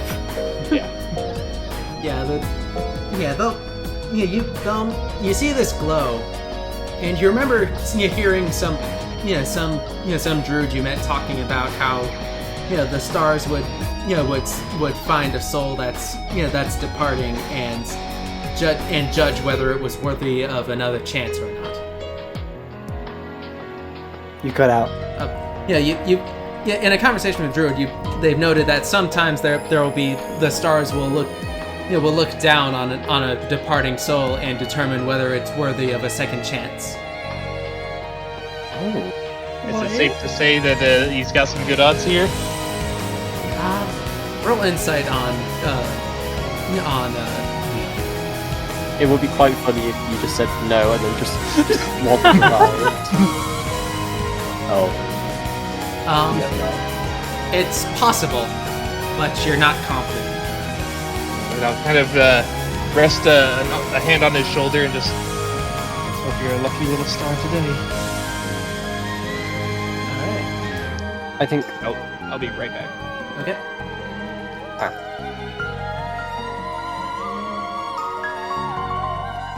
Okay. I think that's Is that the end of his turn? Yeah, I think that's the end of his turn. Alright. So that means Stevie goes next. Alright, Stevie, what you doing? Yep. You're panicking.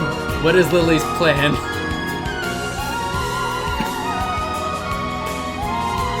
Stevie? Stevie? Oh, Yeah. Wait. it is your turn. Yeah, what I was saying was like, what am I doing? God. So I guess seeing the Brambler that was really giving her a hard time just shatter, kind of broke out of her little fear there for a little bit.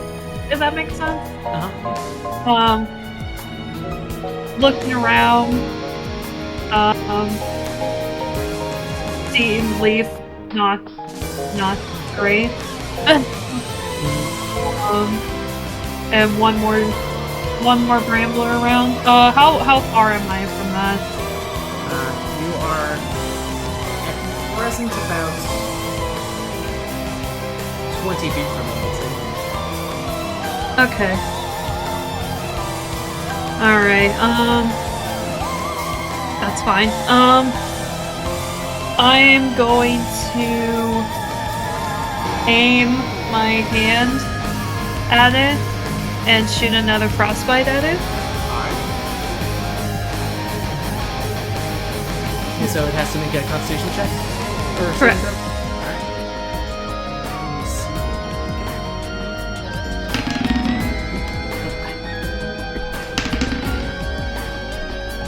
It rolled a 17. Ah, damn it. Okay.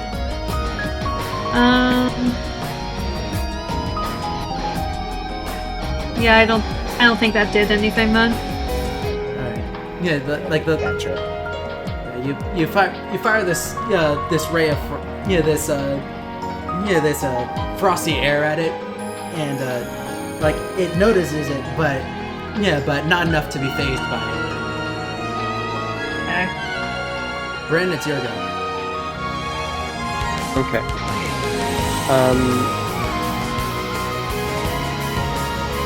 Yeah, I'll just go straight towards the ranger again.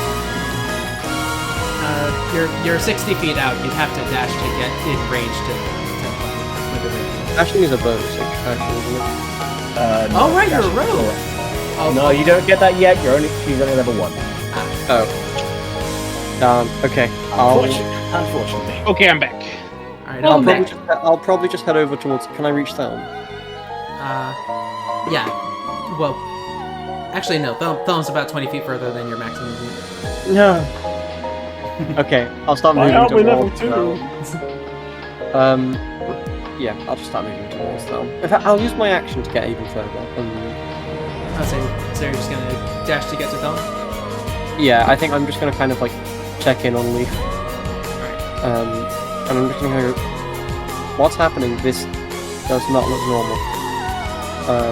I wonder if what I knew. Actually, to be fair, I have spent most of my life around ruins, so I might have heard of this. Yeah, you've heard stories about the glow from the departing soul that where the stars give them another chance at life. But as I ask the question, I suddenly realise, oh, wow! I thought this was only. Wow! I've heard tales that it might not be too late for them. That's amazing. I'm just going to kind of stop speaking and just watch. Knowing there's not much I can do but hope that the start of the kind. My turn there, yeah. Alright, that brings it to Mortar. Well, I'm pretty sure I've still got one thing on my line. Eliminate. Well, actually, to do what my name says, rend threat. Exterminate. Heroic exterminate.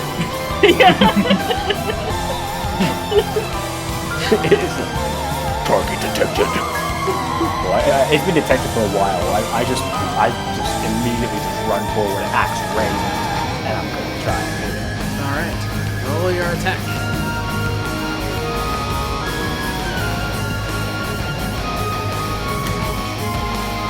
17. That hits. I'm rolling goodness. That one bad roll at the beginning is the one bad roll I've had. Okay.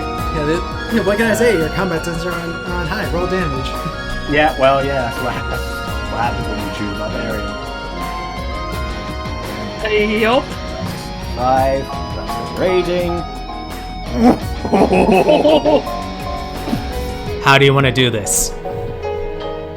I'm gonna walk up to it, and I'm going to attack it in the way that it doesn't quite. I'm just gonna throw my axe into one of its small thorns, just so it pins down. And as it's trying to escape, I'm going to reach into it and just grab it with my large metal hands, ignoring the thorns because they can't pierce metal. And as I lift it up, that little bit it was pinned onto is ripped off, and I glare it into his eyes and I go, "This will be the last person you ever kill." And I'm just going to rip it in half with my bare hands. And as you do it, Everyone around can swear amidst all the creaking and splintering that they can hear a truly terrifying scream.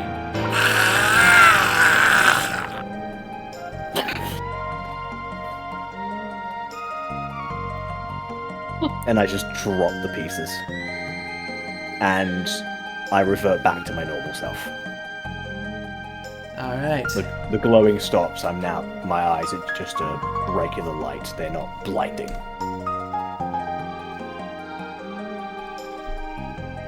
And as that last Brambler falls, the bear kind of just curls up and does not move from its position. It appears for all intents and purposes to be done. Combat's over. Leaf, can you join me in the shadows chat? Oh. Boy.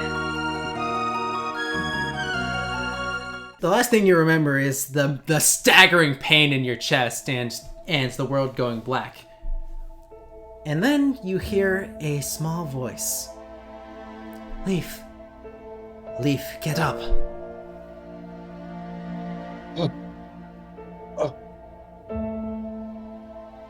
Do I still feel the pain?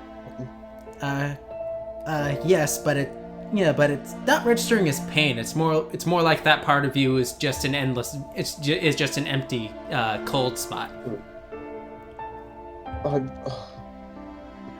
I'm cold. Shh. It's all right, child of light. You're fine. Do I have my staff on me? No. Okay.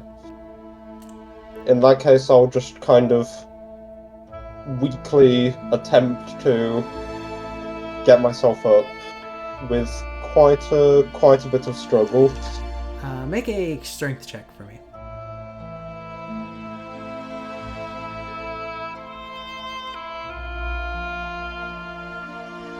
Eight. You try, but you shakily kind of collapse back down. No, don't. You're not strong enough on your own. Give me your hand. And I see who's speaking to me. Well, you open your eyes, and you don't see much at first. You just see the hand extended out to aid. It looks friendly enough. Yeah, I'll take it. Kind of helps you up, and at eye level, you see what looks like an elf, but with a face evocative of one of the constellations that you've seen so often in the sky. The Blythrail, the staff the staff of Boreala.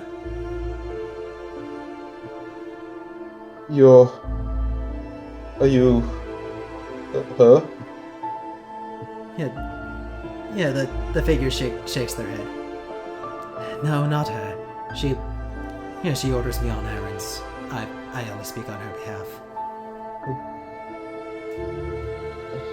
I see.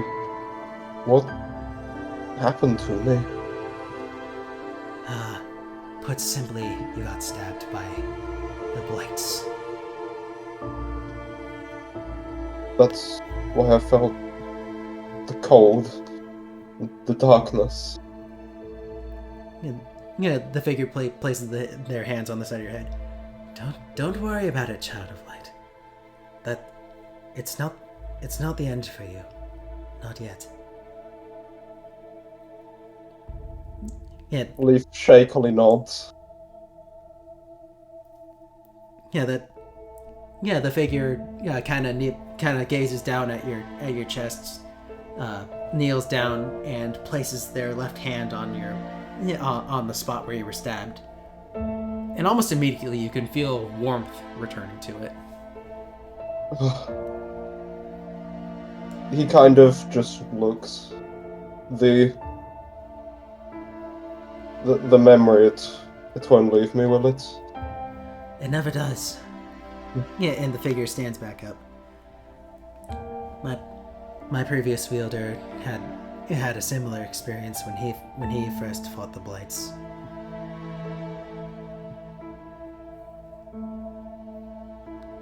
And the figure just nods again. The figure turns to you. I know you didn't come to the forests, knowing exactly what you were getting into. But Boreala has called for you to save us all. This forest, the problems may be confined to Lurai for now, but if this is allowed to spread unchecked, it will consume all of Avenging. All of the lands that the gods so carefully put together for the benefit of all. Yes.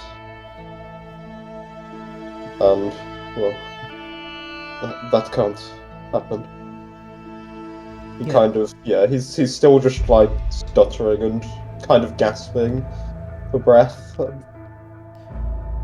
The figure kind of, gives a light smile. Do not worry, you are not alone in this endeavor. Not only do you have those friends who have fought so fiercely to avenge you, but... And he kind of puts a finger on your temple. You also have this. And suddenly your mind flashes on, you suss out where you are in the forest. But you also see a path to the north and east that leads somewhere important, somewhere sacred.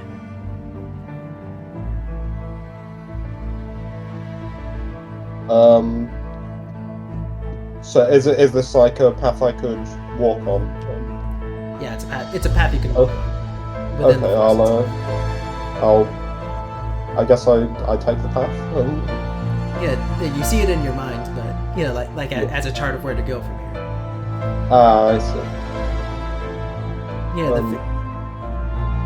What lies at the end? I lie at the end, and the figure kind of withdraws, and then it crosses it. They cross their arms across their chest, and you notice for the first time the decorative armor that they're currently wearing, and you suddenly realize the shape of it. You've been talking to Blatherel, the sacred staff of Boreala. Oh. Okay. Blatherel begins to glow, filling your vision with white, and they say, "Find me, Leaf. Find me." I shall. Alright. And the whiteness fills back your vision, and you suddenly feel a dull throbbing pain in your chest. But this comes as a comfort to you, because it means you are still alive. Let's go back to the rest. Yep. He plays it, and I don't really want to play online versions. So Okay. I'm just kind of stuck in all right. classic, Is Leaf coming back? Well, Thelm and Bren, you guys see the lights kind of ebb and flow, start to get steadily brighter. Yeah, and the needle that had kind of pierced Pierced Leaf's chest starts to disintegrate and wither away, and the hole that it left starts to fill back up again, along with the wounds that the previous Bramblers had inflicted. and in a moment, and the light eventually Dulls down to a somewhat bluish hue as you suddenly hear a sharp breath come back into Leaf. It's a very kind of ragged, very tortured breath. Oh my god, it worked. Wow. My friend, you are... I don't think you realize quite how lucky you are, or what's just happened to you. Lucky little star. Do you realize I know. where you are or what's happened? I remember the pain and the darkness. Well, yes, I imagine some of the mental scars from that definitely won't be healing anytime soon. But Yeah, you can see at this point Leaf is still kind of shivering. honestly, though, just be glad you're still alive. Yes. It's still alive. I'm gonna slowly walk over and go, how did you come back? It was Starlight. It was Boreala. In Intervention, someone needed to stop the blight of this forest.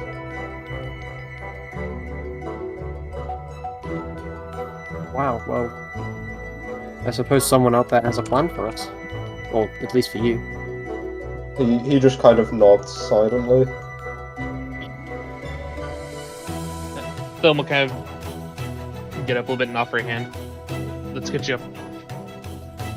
He'll accept the hand. I should note, by the way, Leaf, you're healed back to full. Okay.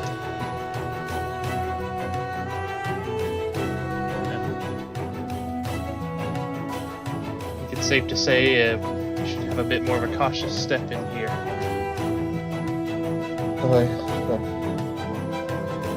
He'll kind of nod again. Just kind of,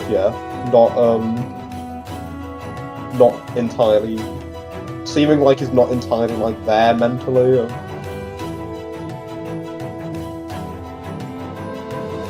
Yeah, I don't blame him. Well, look, let's find somewhere safe to rest soon and give you a while to process what's happened, because anybody who's been through what you've been through would not be in a state where they could easily fight or even function normally. Leaf will silently nod. As you nod, Leaf, you notice a strange energy surrounding the dying bear. A strange red tint that seems to be harrying it. I guess, I'll, do I know what this could be? Roll Arcana. And to be clear, only Leaf sees this, not the rest. 7. Still too shaken. Yeah, you have no idea what it is, but it's clearly malevolent, and this bear does not deserve it. Leaf kind of points a shaky finger to the bear. What's happening to that? What do you mean, what's happening? Nothing's happening to it. The red light. Don't know about any red light, but the bear was clearly suffering from something. Nothing physical from what I could see when I was up close.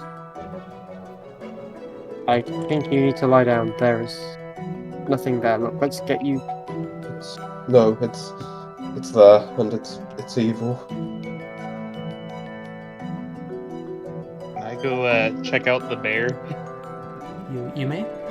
Is it, you said before it had already collapsed and stopped moving? Yep. You can tell that it's still breathing, but it's not in a good place.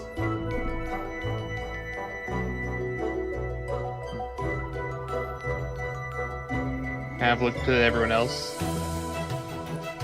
Perhaps we should put it out of its pain.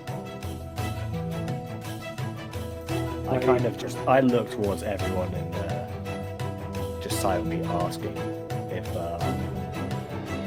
I should be the one or if anyone else should do it out of necessity. That might be a good idea. Spencer, can I come up with any other solution other than just killing it? There's a nagging in the back of your head that, that there's something you can do, but you have to get close to it.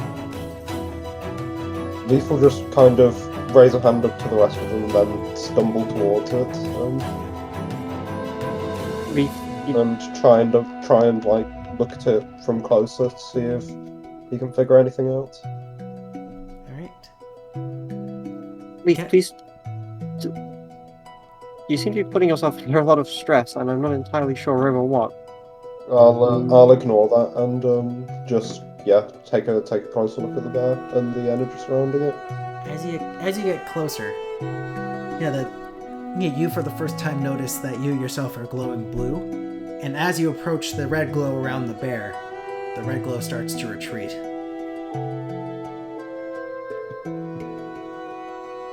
Boreala, it will. Hi, Warwick. And I'll get even closer, just getting close enough to like touch the bear. Alright. And are you going to touch the bear? Yes. Alright.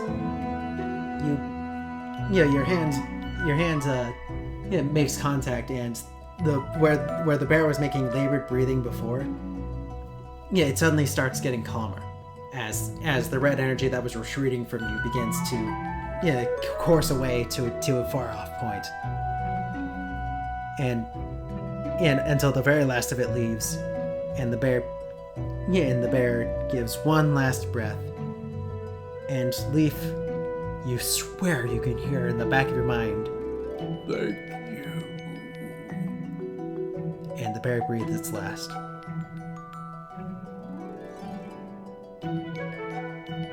He just kind of turns away in silence.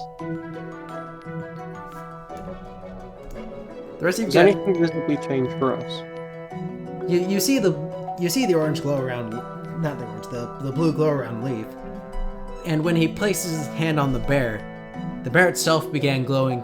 It began flashing red, and then it stopped. Oh. Well, it seems I have. What this is. Yes, it seems I've underestimated you somewhat. I apologize. What? Can I ask what you just did? It wasn't me who did that. It was. I'll just glance down at my arm, and the blue light once again. It was her. It was Boreala.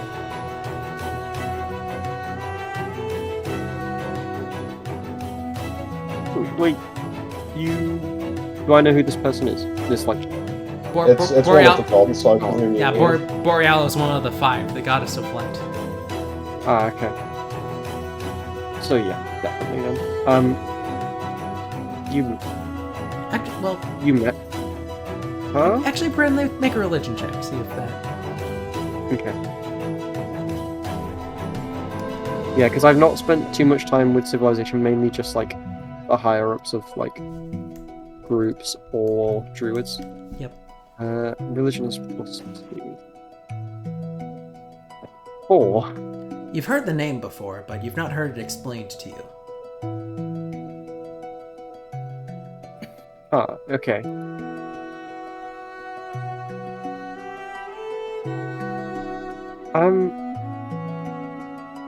I don't entirely know what you're talking about, to be honest, but I'll kind of turn to the others. Do any of you understand this?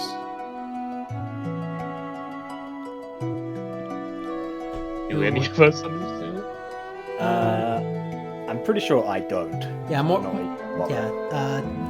Thumb and Lily make religion checks. All right. Apparently, Thumb's actually pretty alright with religion knowledge. Lilyaris, just need you. Okay. Lily, you know who Boreala is. You learned all about her in school. Goddess of light and love, and always there to lend an ear to anybody who might listen. Thumb, you've heard a tale or two about Boreala reaching in to end the suffering of people, some oftentimes through her clerics. You've never heard of it happening through a random druid that just died, but you have heard of it before. Alright, I'll keep this in mind for those the mercy killing was taken care of on our behalf for us.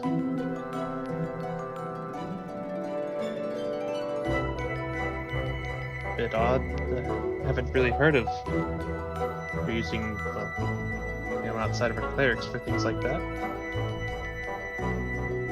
It appears this may be some sort of sign.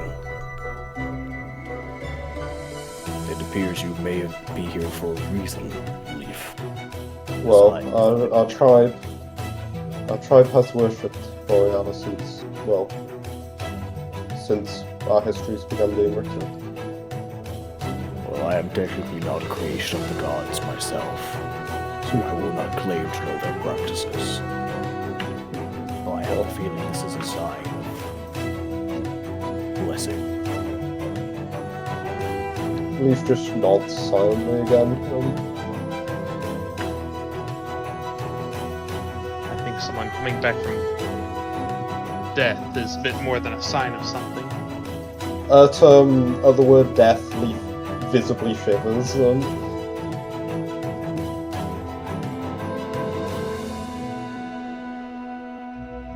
Sorry about that, Leaf. It's a bit too soon. Yeah, another kind of ragged breath. It was so cold. We need to let you rest. Let's definitely find somewhere safe to just lay low for a while, because I do not like the look of your state right now. He'll silently just nod. How much does... how do I word this? Does Leaf look injured at all? Or do they look fully healed? Injury-wise, he looks fully healed. You can definitely tell he's very shaken though, and the rest will probably do. Mental. Okay. Yes, let's definitely find somewhere safe then.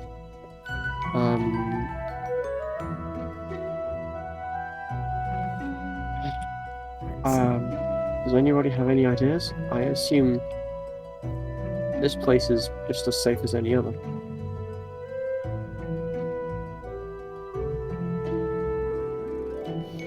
Maybe worst case scenario, of us could do some very light scouting just to make sure that nearby is clear while... I'm gonna try and see if I can detect anything. Alright. I'm sort of going into partial sentry mode. Alright, make a perception check.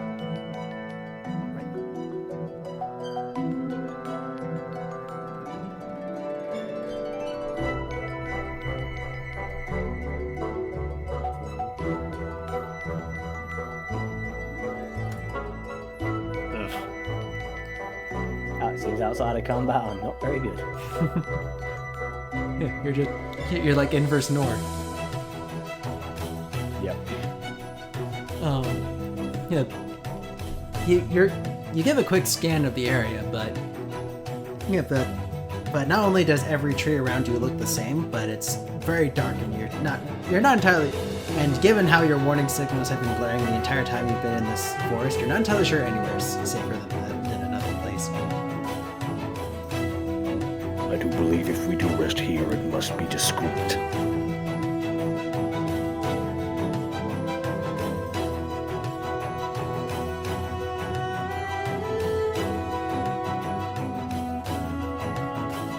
Okay, well, are you suggesting we find somewhere to hide while we rest, or but it would seem difficult to hide all of us whilst still being comfortable and being able to help our friends here. What did you have in mind? You shall rest. I have capabilities to make sure that we are not surprised by any attackers. Okay, well, if you're sure, if you need any rest, which I don't imagine you would, but if you do, don't be afraid to let us know. Thank you, I appreciate it. Of course. And I'm just gonna sit down, and I am going to enter my sentry's rest. Well, actually, is this going to be a short rest or a long rest? Depends on what you guys are feeling. Well, I think if a long rest, we should at least make sure we have a decent spot. Oh, that's good. Right in the area where we just dealt with what I would call an ambush, I don't think would be the best place for a long rest.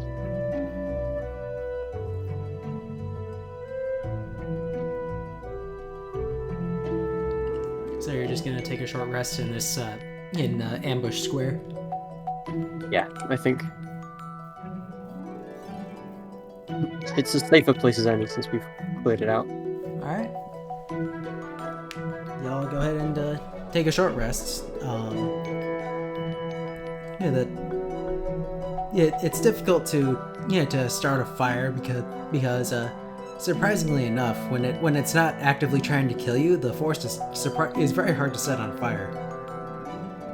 Oh damn! Well, that goes plan B. And he said hard, not impossible. It would require you to be level 12.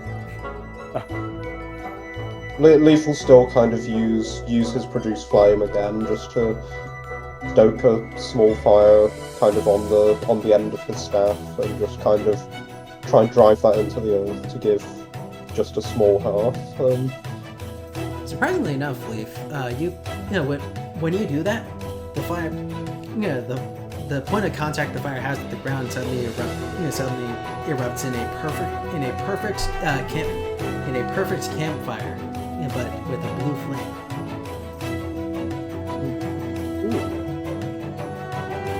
We're connected to the forest. Could be not. Could rightly say. Hi, UDMs and your mysteries. Yeah, it feels good to be at the other end of this for once. Oh, you tell me. I have way too much fun with that. Guys, I have some very good news about our campfire. Oh yeah. So I'll put it in John's.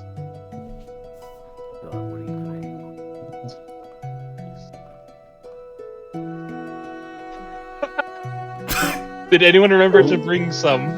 Damn it! I don't eat. Roll survival, guys, to see who brought with the marshmallows. I'm rolling survival. I expect everyone to roll here. We definitely need some marshmallows. I don't eat. You don't eat, but died. maybe one of the That's little not how kids you do put it, some Stevie. marshmallows in your stuff. It's not how you do it, Stevie. Not here. There we go. Did you hear me, Tom? What did you say? I said maybe one of the little kids put some marshmallows with your stuff. You better roll. to see. He doesn't have any stuff. He all of this stuff is inside his person. You'd have to come up the. Well, worst maybe they put some marshmallows inside of him. Okay. I would have given him disadvantage on all of his attacks. I said some. We're not talking like crammed full. It's just like a little bit. Gadrin's a delicate. Not Gadrin. Mortar's a delicate creation. I wouldn't say delicate, but considering just how easily my circuits tend to heat up during battle, especially when I'm raging, they would have melted and gummed up my entire circuit. Pre-toasted marshmallows, even better. No, they're Pre-toasted. toasted. They are charred by now. Okay, well, the outer, like if you roast marshmallows and you don't burn the outer marshmallow, you're roasting them wrong. I've burned the inner marshmallow. The outer marshmallow has melted away. Well, then it's just a second burnt layer. Matt, I don't have marshmallows. In the summary of the conversation, I do not carry food. I am Anyway, dude, I do not require sustenance. Anyway, dude. He left the marshmallows out to make room for all his squirrel. Can I roll again at disadvantage? D&D. George, roll again at disadvantage. No, you know yeah, what? I think that's deserved. Aurealis just immediately rescinds her decision and kills him again. No. It just means that Bryn, you're checking your bag for rations, and you find that there's a little bag of these puffy marshmallow things with a note attached to it. Dear Bryn, I packed some snacks for you. Right before you left from lunch. Please use them well, Zare. Well, don't you know? And I'll just kind of take these out. And just kind of. What do I do? I'll take these out and just kind of flick one over to. I'll just go, hey, Fel, and I'll flick one over, and then I'll start flicking them over to, or not flicking at this point, passing them over to other people. Well, that won't be necessary for Lily, because Gina had arranged with her what to pack the previous night, and so she has marshmallows on her person. Ah, perfect. You have more than one set. Okay, well, I guess. Obviously, we'll need other food as well. But... Yeah. Leaf kind of shakes his head, but for the first time since he came back, you see kind of the ghost of a smile flick across his face. That's the attitude. You can't be mentally scarred when there's marshmallows in the room. They do make everything better. It's true. That is a good life lesson. You can't be upset when marshmallows are there. Yeah. Leaf at this point, he's probably just drawn very close to the fire with If I'm guessing he would have packed like a blanket of some kind, that will be like over him. Yeah, just kind of a blanket burrito. Yeah, you can't help. Oh. Yeah. As you're wrapped up in this leaf, you can't help but think back to that map. That map you saw in your head about where to find the staff. Yeah. After like sitting in silence for probably quite some time, he'll just go, I do know where to go next.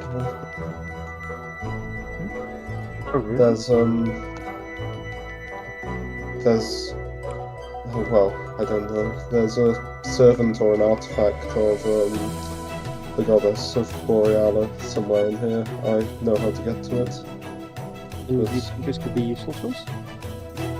I'm sure of it.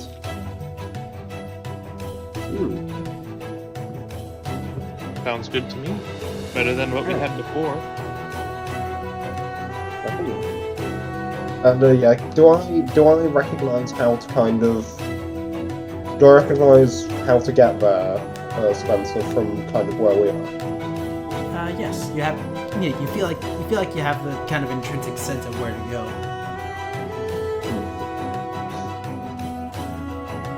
Well, when we finish resting, I'll guide you all.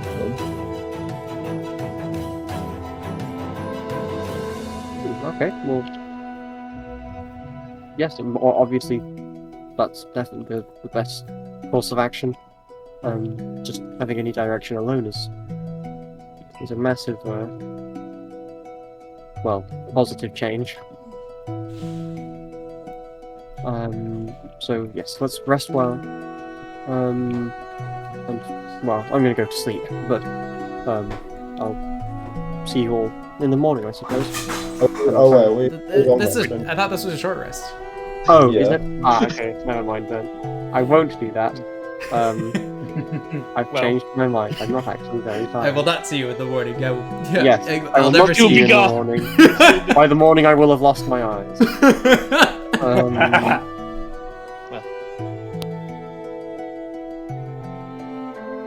Yes. In that case, I guess we rest then. Right. So the short rest. well, during our short rest here, Bryn, you mind giving me a hand here? It's it would be a shame for it to kind of go to waste. And I'll kind of gesture to the bear. I mean, to be is fair, it safe to eat? I mean, I would assume. I mean, sooner or later, I feel that our rations will have to come from the forest, and at least from what I've seen so far, I don't think we're gonna find any berries or edible fungi. Well, yes, I was referring more to the not infection, but this bear didn't seem exactly normal. Can I do a check on this of some kind to see if I think it's safe to eat? I was gonna say, we did see that it did get purified somehow by. I'll say roll. Well, even then, I'm still hesitant. Yeah, well, Bryn, go ahead and roll nature.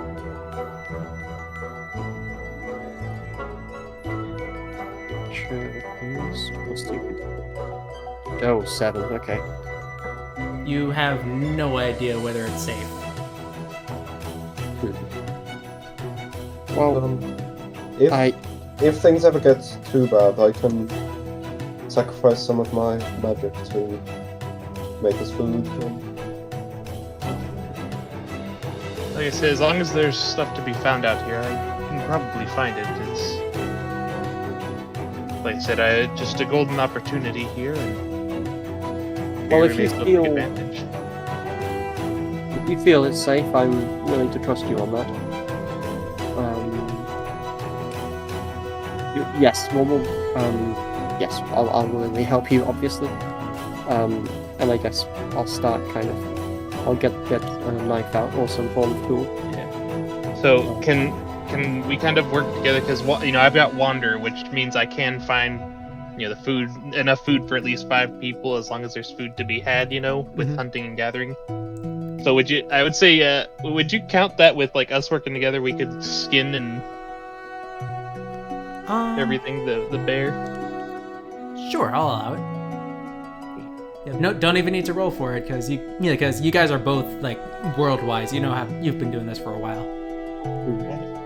Oh yeah. What do you guys? How many days of rations would a bear get us? Of this size, about half a week's worth. For one person or for 4 people? For one person. For 4 people, that brings it to about 3 days. Alright. Well, you know what? For those of us that eat, we just got 3 days worth of rations. I'm happy with that. And a sick bear pelt. That's true. Could make some cool clothes. Or make a cool mess.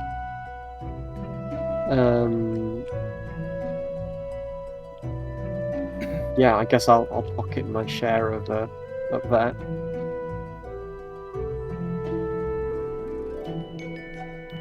And then, is there anything else we want to do in this rest? Not that I'm aware of. Not unless Lily thinks of something.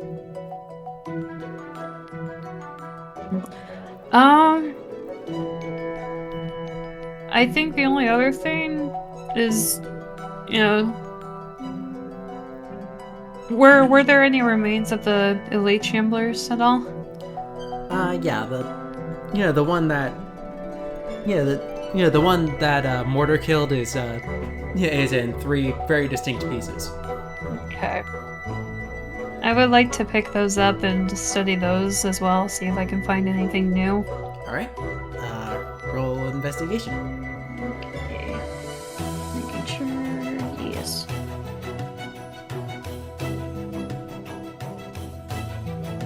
Alright. You're looking at this now, and not only do you note that it's made of sturdier wood than the normal Bramblers were, but you also notice that there's this almost there's almost pale spikes within not in places where the sap should have been. It may now that this is in line with what you'd seen on the previous Bramblers, but this time you also notice that these aren't solid chunks. They're vapors that just happen to be heavy enough to be rendered as chunks.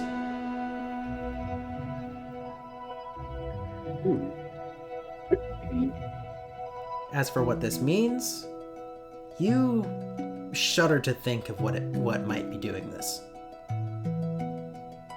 Okay. Do I notice if there's any magic connected to it, maybe at all? Roll Arcana. Okay. Let me just double check. Okay, we have the same author. Oh, okay. If it is Guess magic, not. if it is magic, it's not something you're familiar with. Okay. But it is unnatural, and you shudder to think what might be causing this.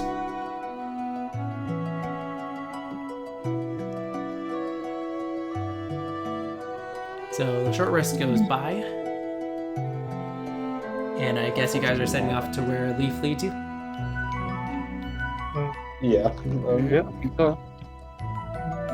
Right.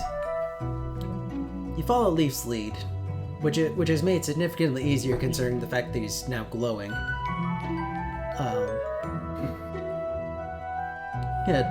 Mortar and Lily, you're still supremely unsettled by the forest, which only gets more pronounced as you go further in.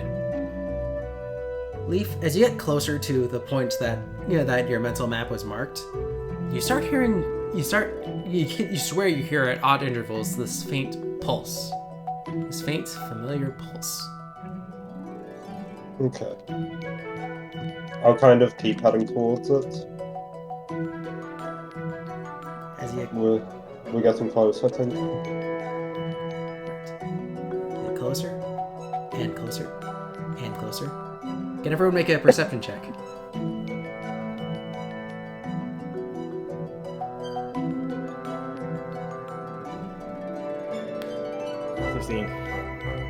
Ooh.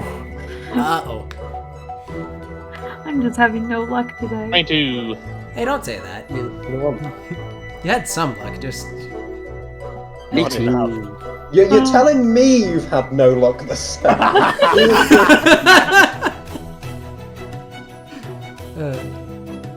Oh my gosh. Oh god, imagine if he does that after every session now. Like just full on Family Guy, just like, you think that's bad? So... Still too shaken up. So, Mortar, Thumb, Leaf, and Bryn, as you crest the final hill, you see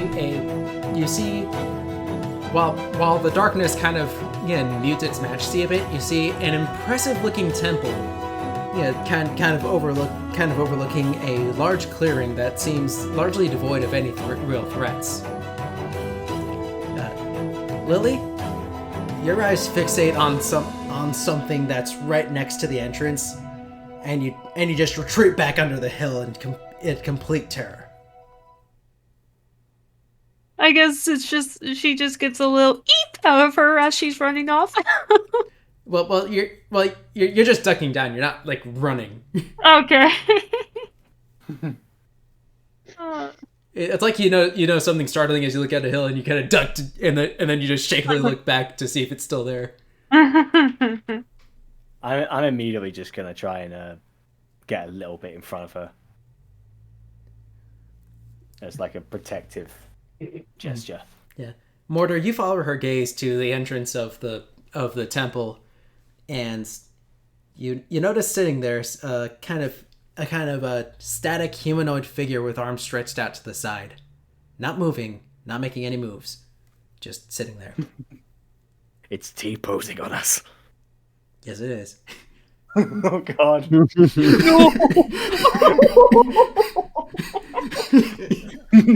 Careful. We're dealing with a Sigma male here.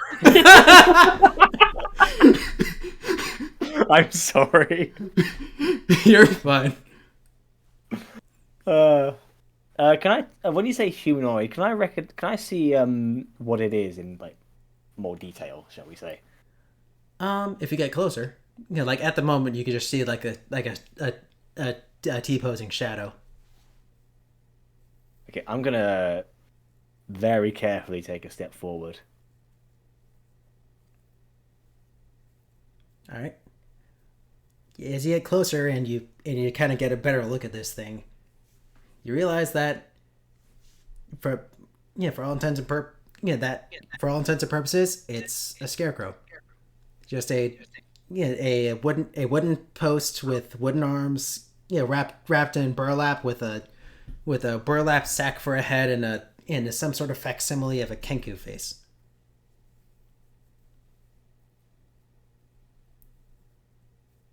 What's going on? So for as far as I can tell, it's harmless. Right, exactly.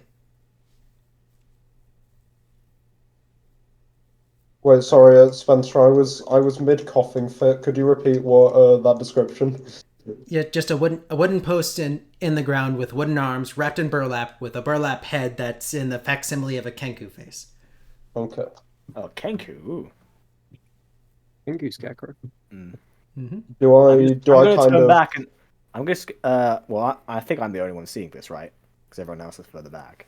Yeah, you're the one who's right next to it and can see it. Everyone else is at a distance and can't really see it clearly. I'm just gonna like sort of poke it, see if it does anything. It kind of rocks back and forth. It appears to merely be some sort of amateur sculpture of some kind. It is harmless. You can come out. So do you guys? I will do just that. Yeah, same. Yeah, Lily's just gonna like peek over again and slowly come back out. Yes. So as all of you guys get closer to to this scarecrow, you non-mechanical beings like you like the okay, so Thumb, Leaf, and Bryn, you guys see this and and I've lost every match today, so and you're not entirely certain why it's here, but you don't think it's doing any harm. Lily, you've heard stories about scarecrows and they're not fun. What kind of stories?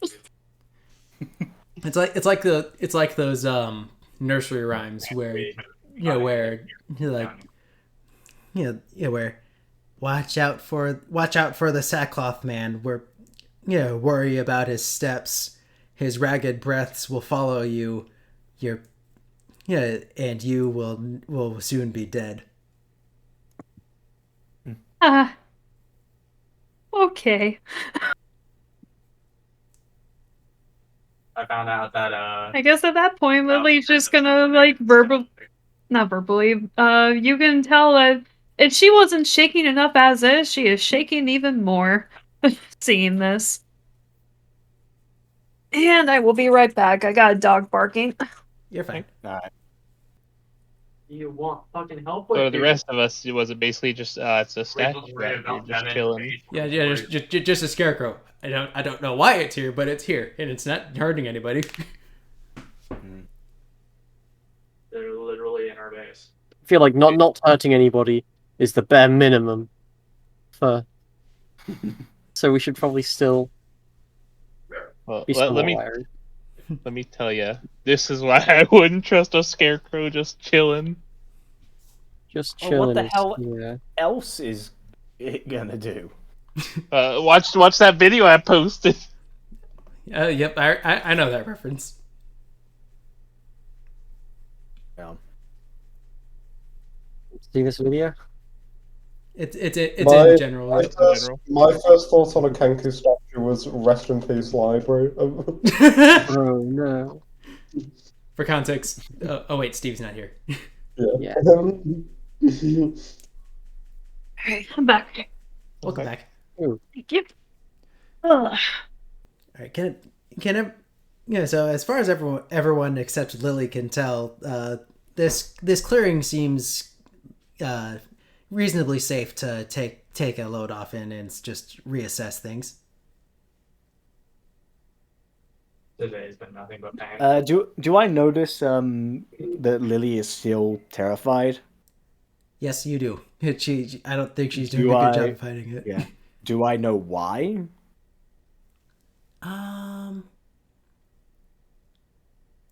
Make a history check.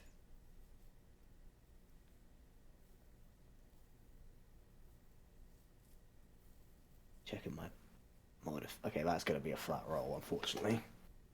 Oh fuck! Hey, he did it. I did the thing. Well. It was gonna happen. It had to happen at some point this session. It always does. Shit. That's not fun. I have no idea.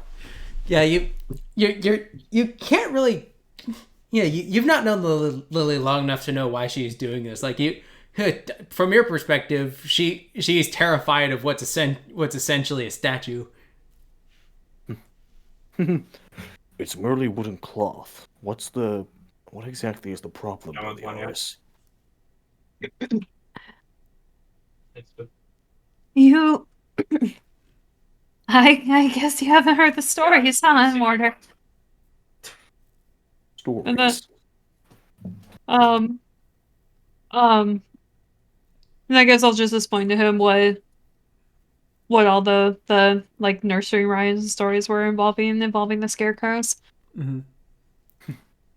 Okay, I'm gonna listen, and then with the blankest look on my face, I'm going to go.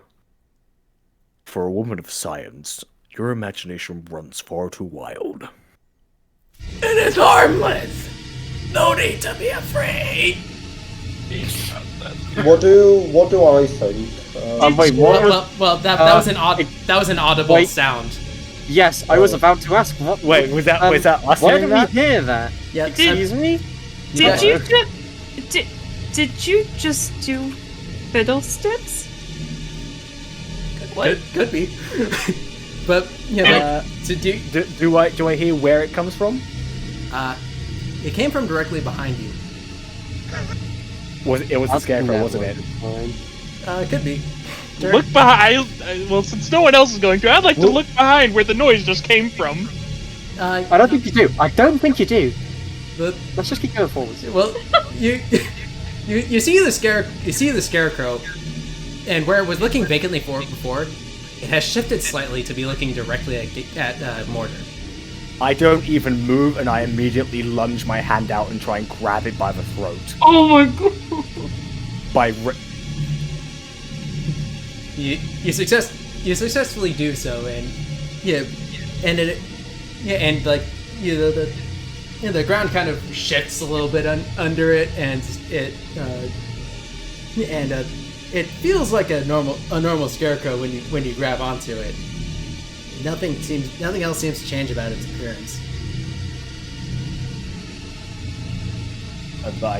I'm going to rip it out of the ground. Can you fill us in on this? What these fairy tales actually are? Is it just that the scarecrows will come to life and like nab you? or is it like a bit more? It was one of those nursery rhymes where don't be out late at night or the burlap guys will get you.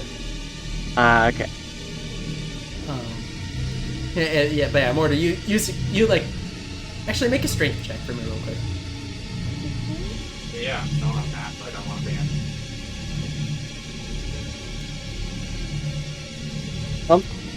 Oh, me? Yeah, you're doing a strength check to pull it out of the ground. Okay, I didn't know it was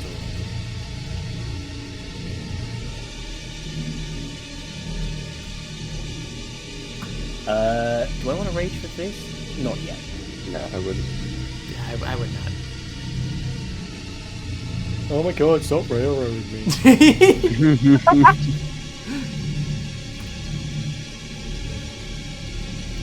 Well, okay. It takes a little bit. Yeah, it takes. Yeah, it's like surprisingly anchored in there, but it yanks free without an issue. No, You just see it. You just see it as a long wooden post, same as any other scarecrow.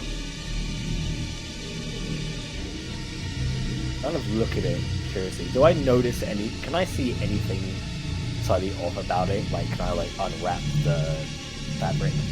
Roll investigation. Okay. Thank goodness I didn't go typical barbarian route and dump my intelligence. Nope, you don't do charisma instead. Yeah, exactly. Heck, I'm a robot. I'm not a people person. 18. You unwrap it, kind of tear it down to its baser parts. No, just a normal scarecrow.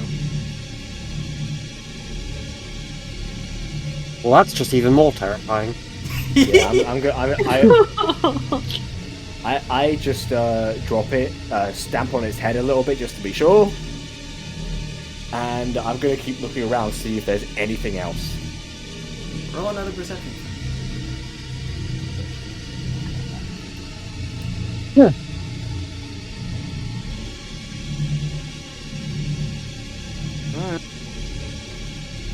You're checking around.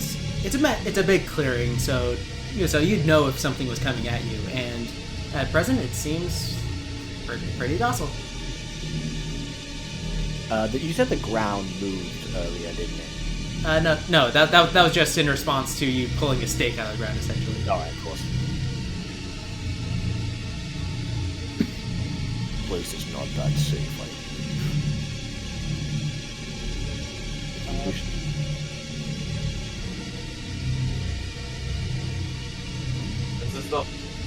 You think we should get moving? Because that voice has somewhat put me on edge. I won't like you.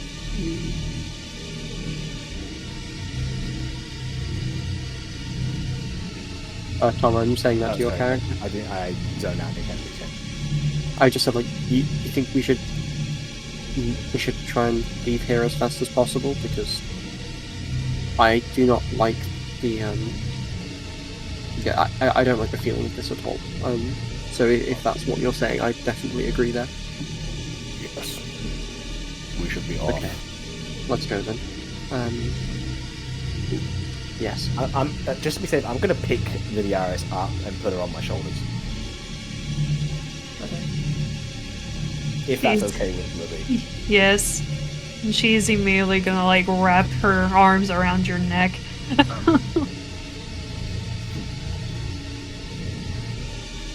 And I'm gonna go forward. Game I don't leading think the pack. Like into the temple.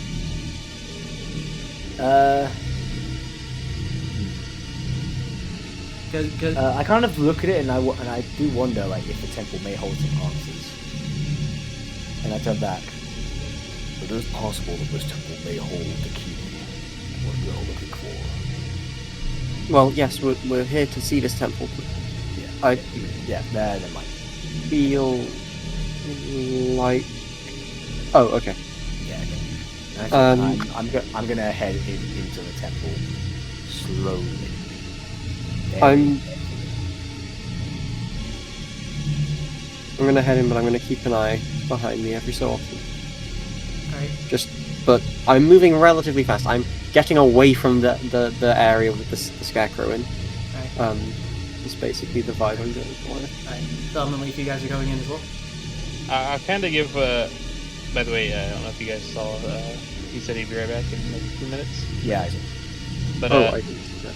yeah, I'll before heading in, I'll kind of eye the scarecrow a little bit and give a look around. This now mangled heap. Yep. Give a look around. So perception. I have one last one before we go in.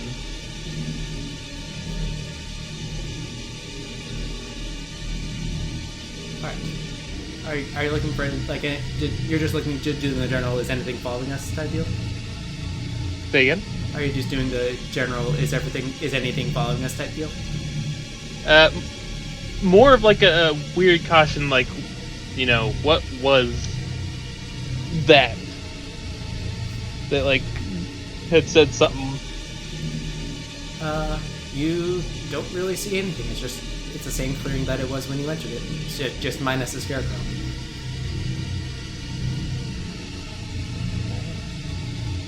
So can I give like just a self-reaffirming nod and then head in? Alright.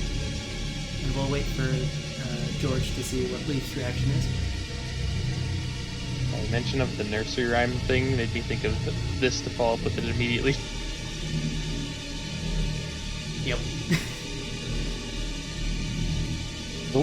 Why is it always fiddlesticks? I was gonna say, unironically though, I don't know if you heard what I said, but this is what came to mind when you mentioned nursery rhymes about it. Yep. I don't like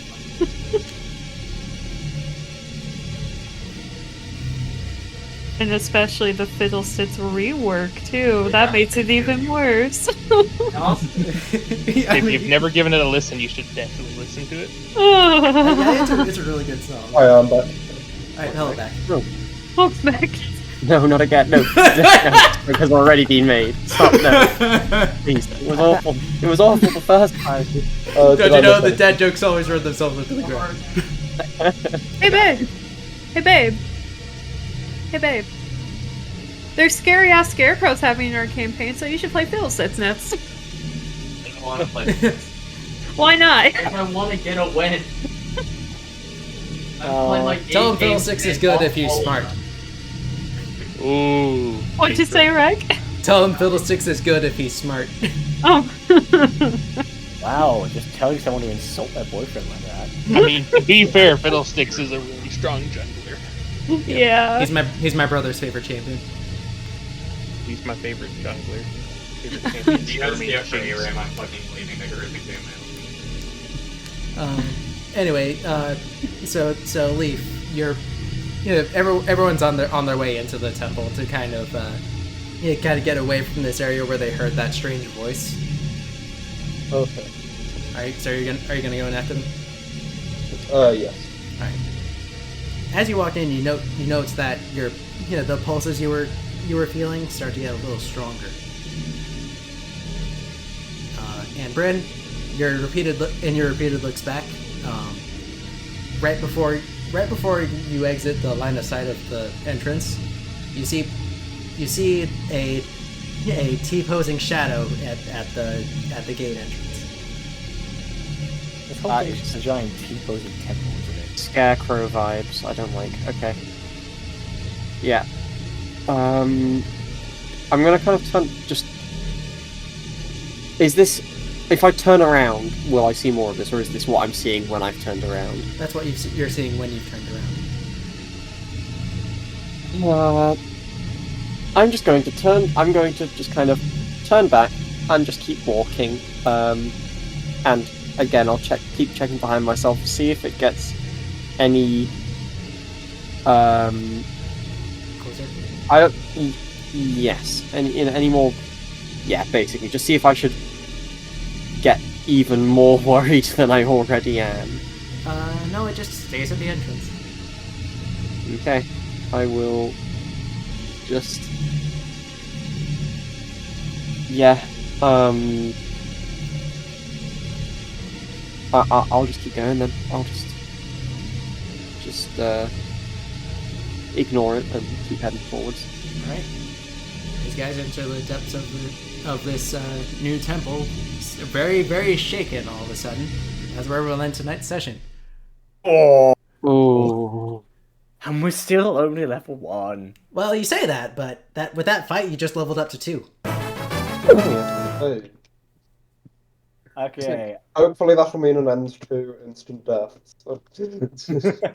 Yeah, maybe I shouldn't have thrown something that uses the damage dice of 2d6 at you guys. Yeah. Are we rolling ones for HP dice? Yes.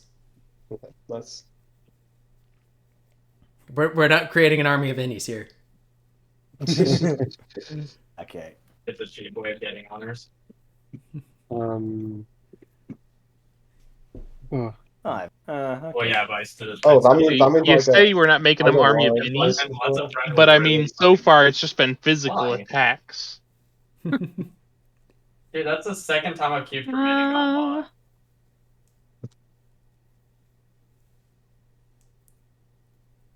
There we go. Okay, so. Boop. Far as what I get now as a barbarian, let me see here. Do I get anything as an artificer? I think this is where you get your infusions, so you get your big part of artificer. Oh. Yeah, infuse item. Here we go. I'm sorry, did you say artificer the first time? No, I said artificer. I was talking to Stevie. Oh, did I? Yeah, artificer. Oop. I'm. My brain That's what is happens just... when you have an artificer Kuatoa. Oh. Ooh, I have reckless attack and danger sense now. You know, Nice. I've not gotten a lot of sleep these last couple days, so. Did I help or hurt that? I don't know. Spencer. Ooh, I have advantage on deck saves now. I could officially say I don't know. Do you think there's a first 10 DM out there who's killed people session 1? yeah, no, yes. definitely. I actually played a campaign where we had a total party wipe in the first session. And instead of like doing anything story-wise to fix it, we just retconned it, and we're just like, basically we'd entered a dungeon, and the dungeon was just full of way too many like enemies, and he was just like, "Oh, you've all died. Okay, let's just backtrack 10 minutes. There's only 3 skeletons instead of 7." A DM that does not know how to balance encounters. Yes. Well, to be fair, it was like his first. He literally never even played a game of D&D before. Like, did he know what Kobold Fight Club was? No. That makes sense. He never used Kobold. I told him about it. And Did he know what CR was? I assume so. I don't know, to be honest. I don't know. 7 skeletons should be quite obviously deadly to any level. Oh no, skeletons is an example. I don't remember what they actually were. Funnily enough, the encounter table I put into Kobold Fight Club was listed as deadly without the bear. Right. But I was kind of overcompensating for Thumb's trashing of the Bramblers in the initial session. Yeah, that's no fair. water, no milk. You just throw. I think the one who died. That wasn't even the one who suffered for it. Right. That's why I feel so bad about it. But yeah, I think generally, I think it's good DMing advice to stay away from deadly encounters at early levels. It's because it's so easy to just kill a player at an early level. Yeah. Yep. Luckily, we've gone to level 2, so now it's. Yeah. I think generally level 4 to 5 is when I start doing deadly encounters. Just out of curiosity, what's everyone's total AC now? Not AC. HP. HP, yeah. 14, I believe. Mine is also 14. I haven't figured that out just yet. Because of my roll, mine is 13. Okay. Lily, you need a roll and then just add your con mod. Which will be remind me, what do I need to roll to? You're an artificer, so I think that's D8. So just 1d8? Yeah. Yeah, 1d8 plus your con modifier. Plus con? Yeah. Well, he used all that shit. What is my... Okay. I'm just gonna put it in here. Ooh. Well, that's an improvement. Okay. Yeah, that's very good. 12. Now you won't get put near death from being scratched by a Brambler. Yep. That one scratch took out almost a quarter of my health. Jesus, how much HP did you have before? 12. Oh yeah, wow. My full. That's still not far off from my HP at that point. I had 16 HP, and I now have 25. Wait, where was everyone's health at the end of that combat? I was completely guess. untouched. Well, technically yours was full at the end. I was at 9 health at the end, assuming I didn't heal during that short rest. You did. Yeah. Okay. Had it not been for the short rest, I would have been at 3. Oh my god. So you were at I risk of didn't death get hit. at all times, huh? Yeah. So lesson learned for future early game campaigns: do not set it to deadly right away. Yeah, no. I will say, I don't think we'll have to worry about food at this point. I mean, yeah. The thing about Cobalt, the thing about like D&D CR is that generally deadly means deadly. To be fair, but we have survived some deadly encounters, but that we've was when survived a Knuckles was ridiculous amount of deadly encounters. I mean, need I remind you about the fucking night? You weren't supposed to win that one. To be fair, I also managed to. The dice were with me that fight. Oh, yeah, my goodness, they were. But I like in my head that fight is subtitled Shield Abuse. Speaking of Yeah. shield, but yeah, what do you guys think of the session overall? Yeah, I enjoyed it. It was good. The fight was good. It was an intense one. That one little bit with the scarecrow genuinely scared the shit out of me. Yeah, I had no idea what to think of that bit. I was like, I feel like my character wouldn't like. My character wouldn't like. Yeah, let's take his anime. They wouldn't be unreasonably scared of it or anything, but they'd definitely be unnerved. So I'm just going to kind of keep an eye on it and hope nothing happens. I'm sure this will be fine. Nothing could go wrong here. So, question. I assume that I'm asking for the favorite enemy thing. That these little brambles would be considered plants. Yes. Okay. Are you going revised ranger or regular ranger? I assume the revised one is like with like favored foe rather than favored enemy. I don't know. I think so. Yes. In that case, I'm just going with the traditional ranger one. Yeah, I mean Tasha's did kind of manage to fix up the ranger. Okay. So it's no longer terrible. Well, hold on. Quick question, Rec. Yeah. Is Honor of Arcana allowed in this campaign? If you with permission, like if I note that it's like by two. case. Yeah, case by case basis. Yeah, exactly. Okay. So I'm trying to figure out like what to do for my infused item stuff right now. Mhm. And I'm looking at a web page here. I'll put it in general. Okay. And there's one that's under the Unearth Arcana that kind of catches my eye here. Mhm. There it is. Okay.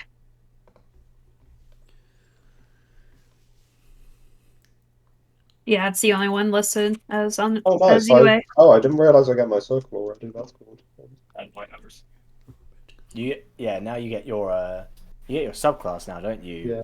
Yeah. George. Ah, god damn it! The yeah. subclass isn't on the thing I use. So Rest we'll in have peace. to.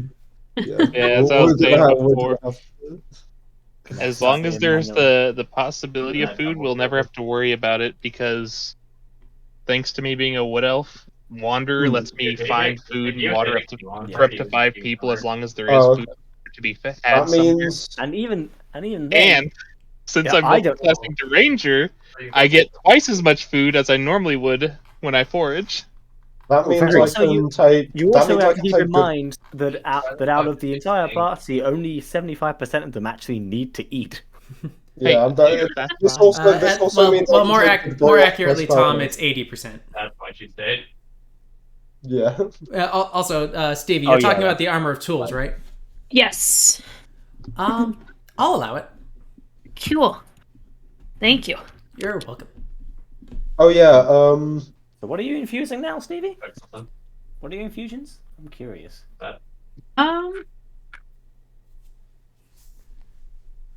Anonymous fortune video. Yeah, I think it was armor of tools. She basically attunes a suit of armor that that basically has artisan's tools or thieves' tools built into it. Okay. Yeah, so far I got enhanced weapon, enhanced defense, and armor tools, and I'm allowed one more according to this other page I'm looking at. Anyway. Yeah, I think it's 4. Alright. Some of these I can't even do because I have to be a higher level. I recommend the homunculus. The homunculus is cool. Yeah. Oh, the servant. Yeah. Lara uses it in Quarrels of Quadroon. I want that too. I mean, I get to have a cool, cute axolotl robot. A flying axolotl robot. Whose That name's is true. Frey. And Frey is the love of my life.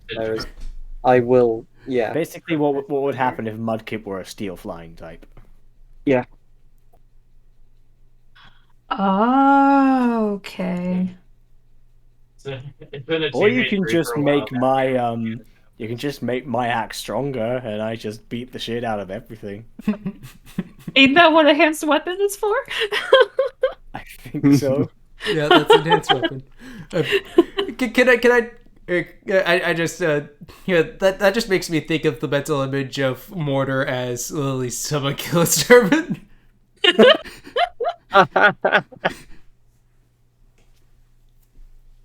Oh my god, that would be amazing. Oh, homunculus servants are literally just constructs from Bone Shard Daughter. Got it. Okay.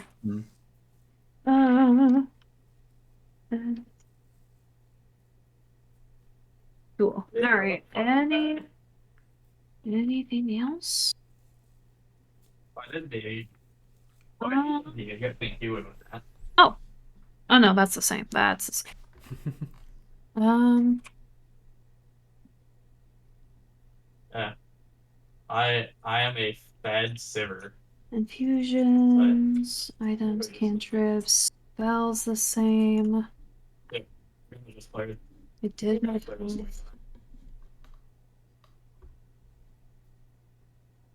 Okay. I think I got everything updated. All right. Oh, let's go. All right, it should be updated if you want to double check that.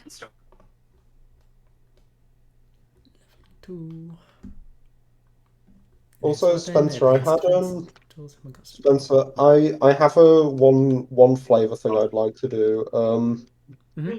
Basically, Circle of Stars druids get a star map. They've created a star chart, which is kind of a map of a constellation that they can use as a spellcasting focus. Could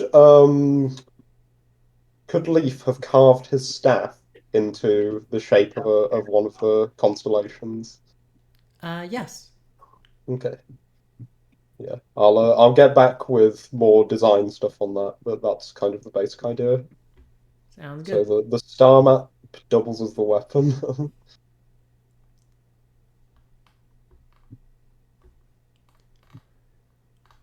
So we've currently entered the temple that Leaf saw in his death realm, and have been scared to death by a scarecrow. So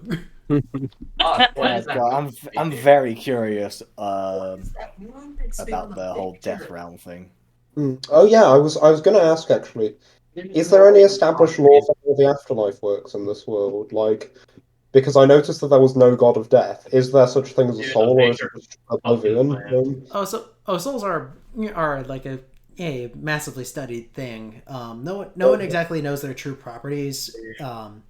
People have posited like where they go. Like they assume that the five kind of take up souls back to them and kind of judge them on their merits. And there are some who like like your druid tribe who think of the second chances from the stars. Yeah. And there are some who just think it's a blank emptiness where you get to watch everything else play out.